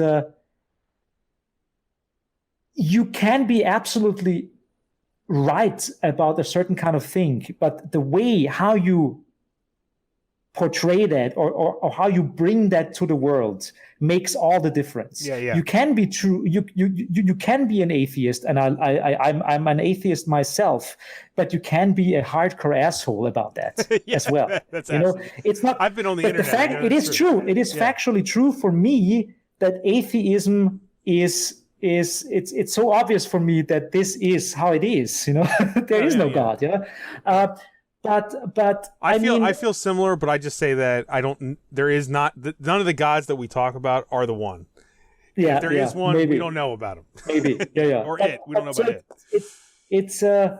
It's important how you relate to your world. So like the nerds, and nerddom is always in relationship to your social surrounding. It's in relationship to how other people think, and even if you're true. Even if you're right about something, that doesn't mean that you can behave with other people in a certain way. You shouldn't be too, just like in a certain way, it's an ethical story about how not to be a nerd in a certain way. Does that make sense? No, and if I could, like, I've seen Trace Route and I've seen Masking Threshold and I've seen some of the other stuff, especially like your talks and everything, and what I found interesting about Masking Threshold, let me see if I can put this properly into words. Your other stuff is very outward looking. It's very concerned with the outer world and society and people and how they interact and how they're interacting with you. What I found very interesting and what I think is really, I'm trying to compliment you here, is that you're kind of looking a different direction in this movie where you're looking inward. Yeah, that's why all the macro shots and all that stuff. The macro shots, it's coming from inside his mind. There's a lot of stuff about flesh and what flesh is and what we are as things and beings and what you are and what it means for what your actions will be in the future. I'm just saying I really enjoyed how this was looking inward. Yeah, absolutely. Yeah, absolutely. I appreciated that. Which is in a certain way the opposite of how I usually operate. So in a certain way, I tried to conjure up the bad Johannes, or the dark dark side of nerddom. You should have had a mustache on. Evil where you're not outward looking or opening up, but the world is becoming smaller and smaller and smaller and smaller, and suddenly you're sitting there only looking at magnification of pieces of pizza on your desk, and that suddenly, like in the case of my protagonist, suddenly should give you like the truth. No, it's not. No, it's not. Not at all. It also makes things that we usually find pleasant seem absolutely grotesque, which I appreciated. Like, you're almost breaking it down to its molecular form. You know, like you said, like the shot of pizza or the shot of skin, things like that. I'm like, normally, you look at somebody, they're beautiful, but all you got to do is magnify down to their molecules, and they're absolutely grotesque, disgusting piles of meat. Yeah, and this is I guess if I would have to find kind of like a form of artistic reference for the whole film, I have to say it is kind of like an H.P. Lovecraft way of looking at the world. Yeah. And for me, I mean, there's a lot of debate about H.P. Lovecraft. Like he's discovering it as he goes along. Like exactly, because Lovecraft is usually using the form of the diary, of writing up things, and it's also very straightforward. I mean, also my film is very straightforward. You kind of know it will end badly, but you just don't know how badly it will end. Yeah, it's just like let's say this. Sure, it has a 3-act structure. I never thought about it when I wrote it. I think it's in there, but it's not as clear as like a traditional film might be. But while watching it, I had two. I'm not going to say them. I had two endings in mind, and I was wrong on both of them. Really? So yeah, I always thought it's quite clear how that ends for everyone. Yeah, my two guesses were wrong, and they're close to what happened. But I've tried. Okay. Yeah, I don't want to ruin it for everyone. No, and I think I also didn't want to be very, let's call it, super creative about the whole thing. I thought like what I tried to do is like, I knew that on the one side there is of course the voiceover narration, and it's true, you could probably listen to that. It's not your voice, right? That's not your voice. It's not my voice. No. I was listening to 200 voices that my co-producer Julianne, she lives in LA. Okay. And she was also my casting agent. Okay. And so I told her I need 200 nerdy voices to listen to. And then I found that specific voice. Number one, that it's a great performance. The actual performance. Oh yeah, it's absolutely. Amazing. I don't know if you've heard this yet, but while watching the movie, the whole time, he sounds a lot like Steve Carell. There is really, I've not. Yeah, like The Office's Steve Carell. Like, I can hear it he says certain words, and I'm like, man, it sounds like Steve Carell is talking. Really? Yeah, it was really hard, because usually when you think about that's nerdy a compliment voices, too, by the way. I'm not. Yeah, thank you. No, but usually if you think about nerdy voices, and I have the tendency to do that, you're like, I'm very interested in Linux. So it's very screechy and high pitched. And I wanted like a nerdy sounding voice, but that also has like a certain level of gravitas and darkness in it. He's got a very smooth, syrupy voice, yet it still plays as geeky. Yeah. So, because I mean, you have to listen to that mansplainer, let's call it as it is, for 90 minutes. And so it has like the voice has to some kind of like hypnotic, alluring quality to it. So yeah, really. My only criticism, if I had one, would be that I could tell I could see you on the screen. And I'm like, if you know what you sound like, that's the only thing that disconnected me. But the good thing is like most people won't know that. Yeah. Most people will not know that. But I mean, it was really for production reasons, because I shot that. Yeah. And it was like the team was really small. It was me and Florian, my camera guy, and Yasmin, who is also my co-producer in Vienna, and we were just like the three of us were doing that thing. It's great.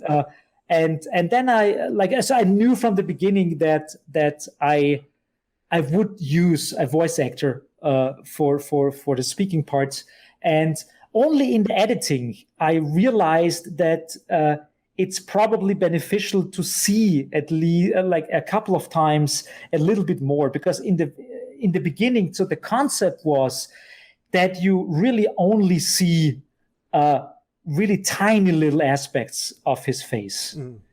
And when I was editing it, and we shot a couple of other scenes as well, and so the only things that we had to shoot after, like, so we shot everything chronologically, and in the end we realized we need a couple of shots where you see the person sitting at the desk, or you see him from behind or something like that, where you kind of at least have a certain figure at some points. So it wouldn't have worked with just the macro shots or just the super detailed things. And at that point, of course, it's for people who know me, way more obvious that it is me. and like I said, that's only the very few people who are watching. But that didn't take away from it. I was just like, I saw your, like, there's parts where you're like biting into the pizza, and I can see it was clearly your mouth. I like, you know, I can just right. Something alien. But I mean, honestly, you could piece your. I think what's good is the things that you added. You could actually piece your face together in your mind as you watch it. You know, like you kind of see enough where you can mentally picture what you look like without. Although I was sometimes making it hard for me, because I was like in the editing, I was sometimes just like flipping my face. So I have this mole here, and sometimes and now I have it on both sides, I guess. But whatever. But the thing is, because I just recently, like 3 weeks ago, started submitting it to film festivals, and as you say, it is a very strange movie. Yeah, I think it, and I wonder, like, how, but I mean, it is a horror film. I mean, it is genre-wise, it is a horror film. But I really so far, we will see in the upcoming weeks how it goes.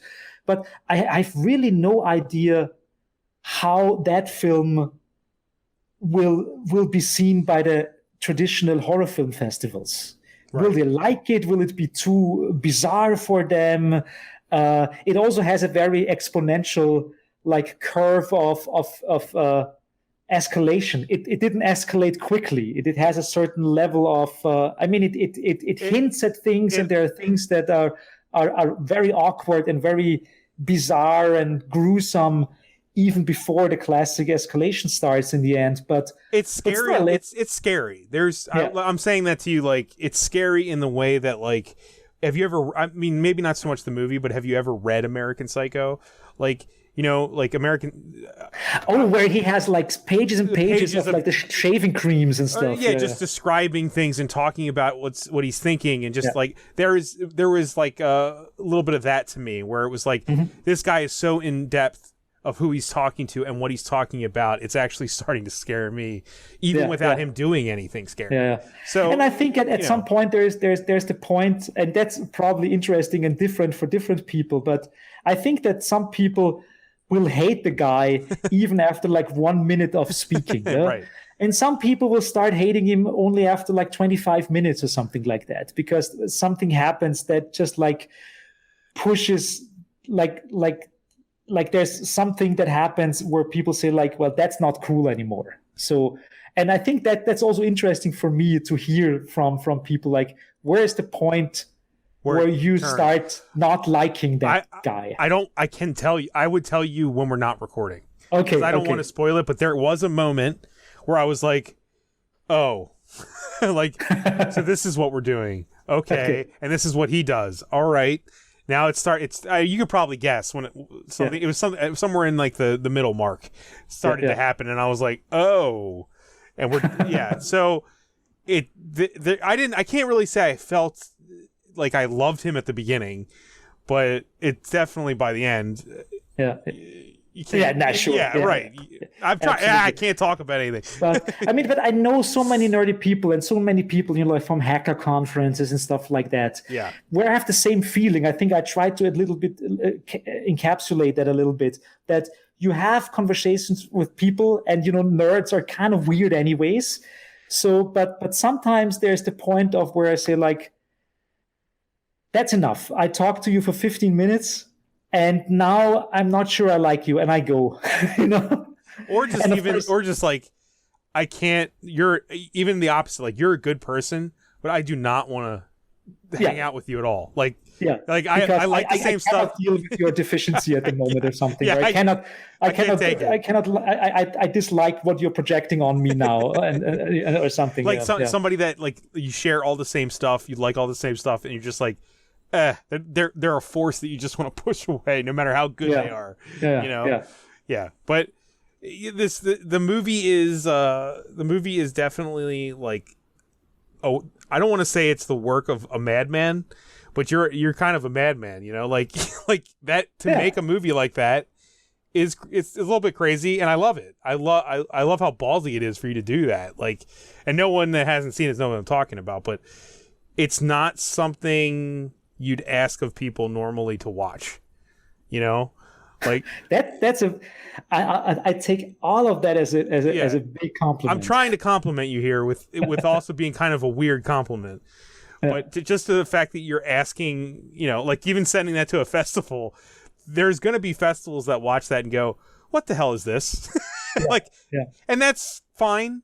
Right? I mean, I think that's a good. And I know festivals, and I know that people are also lazy, And there's this classic way of like, there's the film, and people, because I can totally see people watch the film and say like, all this talking, what is going on, and then the thing starts where people just like hit the right key to jump 20 seconds ahead, like just like that kind of thing. They're trying, like they're trying to get past and they're hitting ahead, and suddenly everything is just like escalates, and like, how did that happen? Why is this going? What did I miss? I have to go back and start from scratch again to figure out what happened here.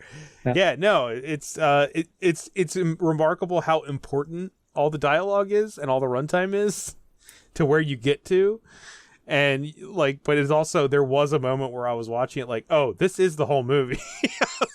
You know what I mean? Like, I was like, oh, this isn't just an intro. No, because I thought what the film needs is kind of like the two sides. The one side is it could theoretically work as an audio play, or it could, because of the sound design and all that stuff, and that would work, but it would also miss something of this like strange surreal beauty of this like magnifications and this the algae and all that stuff and the pizza, whatever it is. So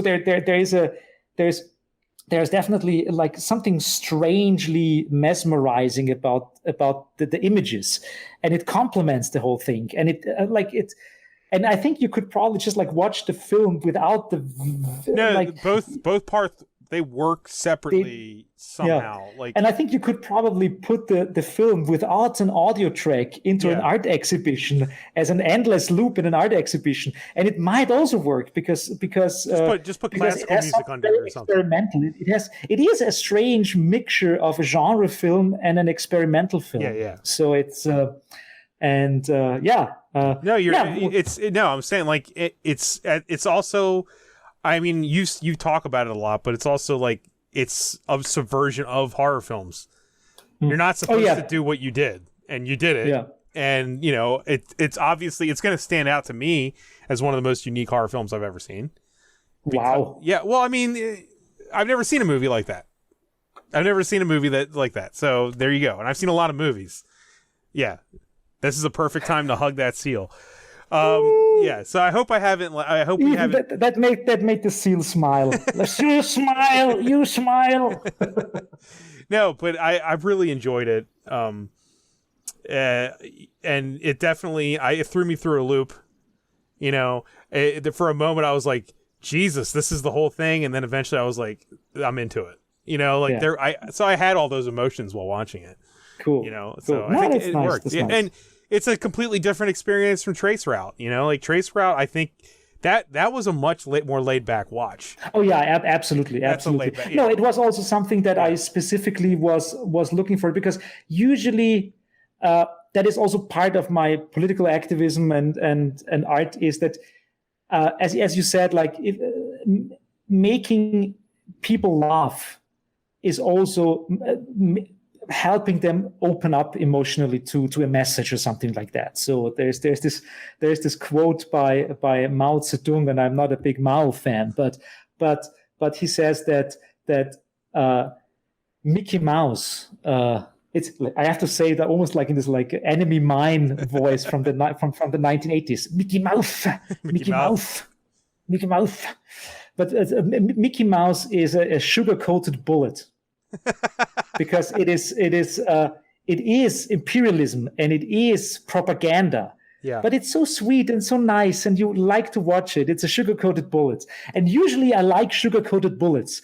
I like to make people laugh, and I like to be entertaining. And I have a tendency of also being a funny guy and like to laugh. So usually I use a lot of humor in my projects. Yeah. And that, for example, that you can also see that in Trace Route.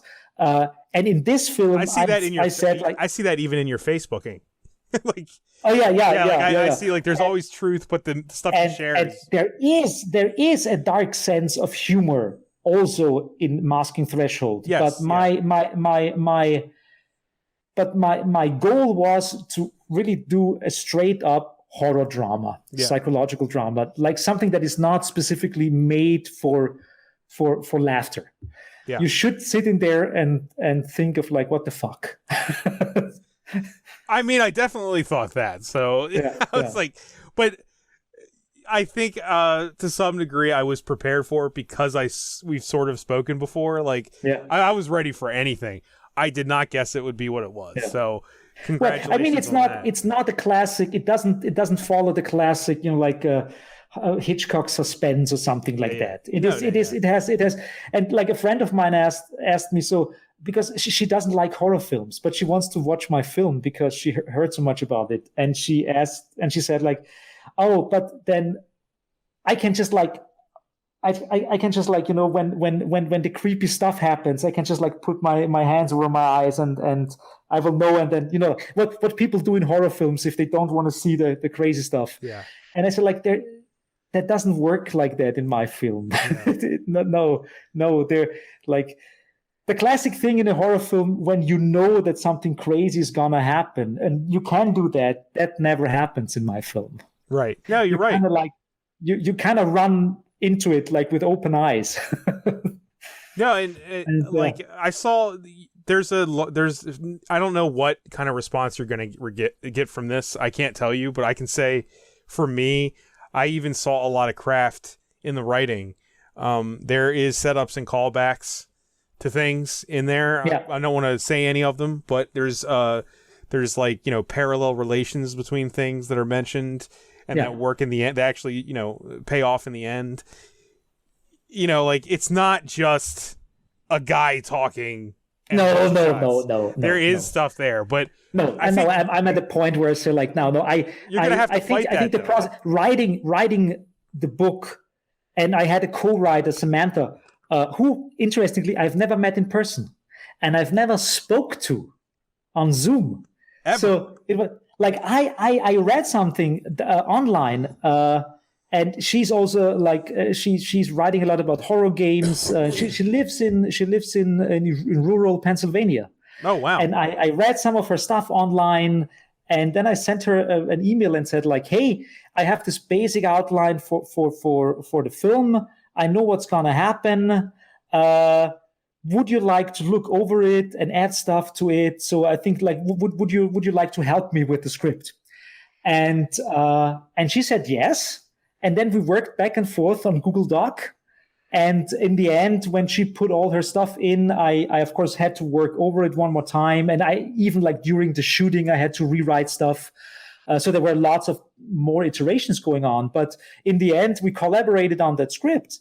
And I don't even know how she looks like. That's amazing. Yeah, that's the incredible. internet, you know. That's the internet, man. And they want to get rid of it, you know. Yeah. No. Well, that doesn't show. I mean, it doesn't show. It seems like a clear vision made by someone who would be in the same room with you, especially since the whole thing takes place in a room. It seems very intimate. No, and it the was fact in the that it was beginning made miles because apart. I thought I need someone, because I knew that the basic structure is something like a Lovecraft story, and I knew that she's a big Lovecraft buff, and she writes that stuff a lot. So I thought, like, so especially concerning some of the structural parts and stuff, like I thought, like, it's just like, and it's also just more fun. I like to work with people, because there's in German we say, I try to avoid to in der eigenen Suppe kochen. So you don't want to be stewed in your own broth, as we say in German. So like it's just like nasty. You want someone else with you in the stew, I guess. Yeah, right. No, I got you. Yeah, you don't want to do it alone. Yeah. No, that also kind of makes me want to bring up the fact, something we brought up at the beginning, how we met. Like, without, I don't want to spoil anything for anyone with that movie, but we met in a very untraditional way. And when I say that, I mean I was doing a film project with some friends. It's called the Transformations of the Dr. Jenkins, and eventually people will be able to see it.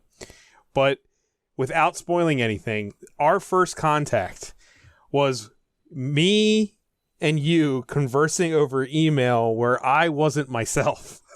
Yes, because you were a strange chatbot. Yes, yeah. I don't want to give too much away here. Yeah. I thought you were Michael G. Epstein. No, a lot of people did, and then a lot of people that were talking to me had no clue who I am as a person, which I think is really funny. But you were definitely, out of all the people that I conversed with, you were one of the ones that understood it better than anyone. So it took me, I think it took me one exchange. Yeah. I think like one thing where like, that's how the game is played. Okay. Then I started to write in this like gibberish, like whatever I thought like the AI understands. Right. No. And I remember I even commented to like Michael and Sophia and the other people involved, Stephen and Kate. I even said like, this Johannes guy, he's like, look at these emails he's sending me. Like, you totally, you were so on board with it. It was incredible. Like that was the start of our communication as two people. Where perfect. You never met me. You didn't know I existed. Yeah, which makes I love making up that kind of stuff. Yeah. So that's what I like to do. And I thought like, hey, like, and also, I mean, sometimes artists are a little bit self-absorbed, and they want that all the other people are playing with them in their universe. And they're kind of obnoxious when they have to go to other universes to play in other universes. But I liked it. I like it a lot. No, the moment I get the rule set and how does it work and stuff, like, I'm totally into it. No, right. And what I was so happy about is the more I learned about you, and as we talked a little bit online and everything, I was like, I'm so happy we met on that project, because to me, that project was another in a long line of things where we're like subverting filmmaking pretty much. I mean, we're making fun of a common thing that happens in film circles, and we try to do something bigger with it. Yeah. And I was like, when I met you, I was like, okay, that's why when I first met you, like, not in real life, but I was like, this is why that guy's emails were so amazing. Cause I was like, I saw your TED Talks and all this stuff, like, oh, he got it. He was there before we ever got there. Like, yeah, you just like, because the subversion of it and everything. The thing about the film, I think it's the same thing. In a certain way, I have no idea how the horror film community and the film festivals will react to my horror film. Yeah. In the same way, I'm also looking forward to if the film festivals will get the Dr. Jenkins. So because it is so weird, because Dr. Jenkins is not deadpan. It's not at all deadpan. No. Yeah. But it has an obscure I can't describe it, but it is so grotesque, and it is so like it's almost like clownesque in a certain way, but it is very sincere about it. It's sincere while we're also all like complete goofing. It's goofingly sincere. I mean, I feel like we're shoveling shit onto ourselves too. Like it's not just we're taking the piss out of ourselves and and filmmaking and this whole idea of what we're talking about. And I can't really talk about it. I know we're talking about these movies where we don't want to. No. But I wanted to talk about this with you because it was just such a unique way to meet. Yeah. And your whole vibe of all your artistic stuff that I've seen is I'm very into it, and I'm just happy that we met on something where I was like, okay, this seems to be in the wheelhouse, you know. Yeah, wonderful. Now, it was great meeting you. It's great that you have me on the show. Oh, I think I'm so thankful. At some point we have to end. No, yes, it is. The thing is, like at some point. I hadn't really had dinner because I know exactly, like, if I eat too much before I do something like that, I know I will have my blood sugar crush right in the middle, and then I'm getting. No, let me tell you, I do the same thing, except I know that I'll have to take a shit. I'll have to shit during it. Like, I have to make sure when I do one of these that I don't have to shit during it, because I have literally ruined entire podcasts by having to shit. And you could have had a really great career as a Viennese actionist. In the 1960s. I could have changed the world with these battles. Absolutely. Let me tell you. Absolutely.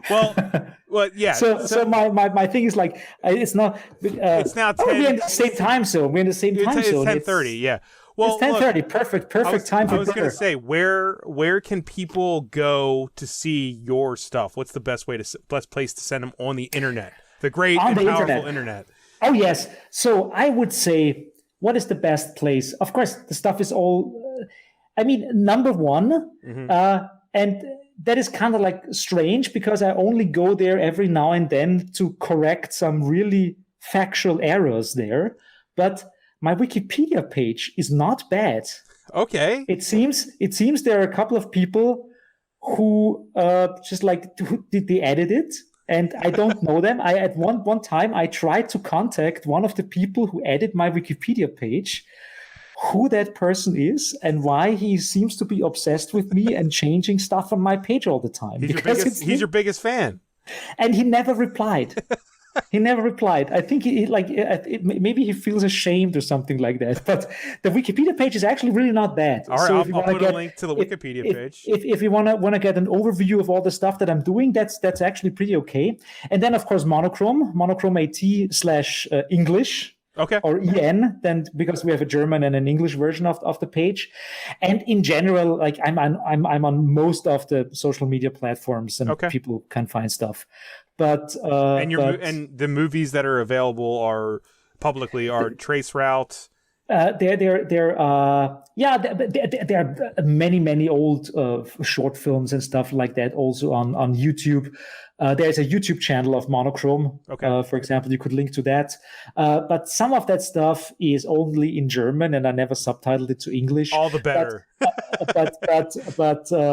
But all the feature films are on Vimeo. Yes, they're all some of them. Okay, I'll link to your Vimeo account then. Yeah, the Vimeo is a good place to find the feature films, and some of them, of course, are like on Vimeo on demand, which is kind of weird because you go to the Vimeo page, but the ones you have to pay for, they don't list it on the Vimeo page because it's on the Vimeo on demand page or something. I don't know. All right, I'll link that then. Vimeo is very odd for me. I'm not. Yeah, it is odd, but I mean that's why I think like the Wikipedia page is probably okay because all the basic information is there, and if people want to see it, they can just Google all the stuff because the stuff is all to find. Yeah.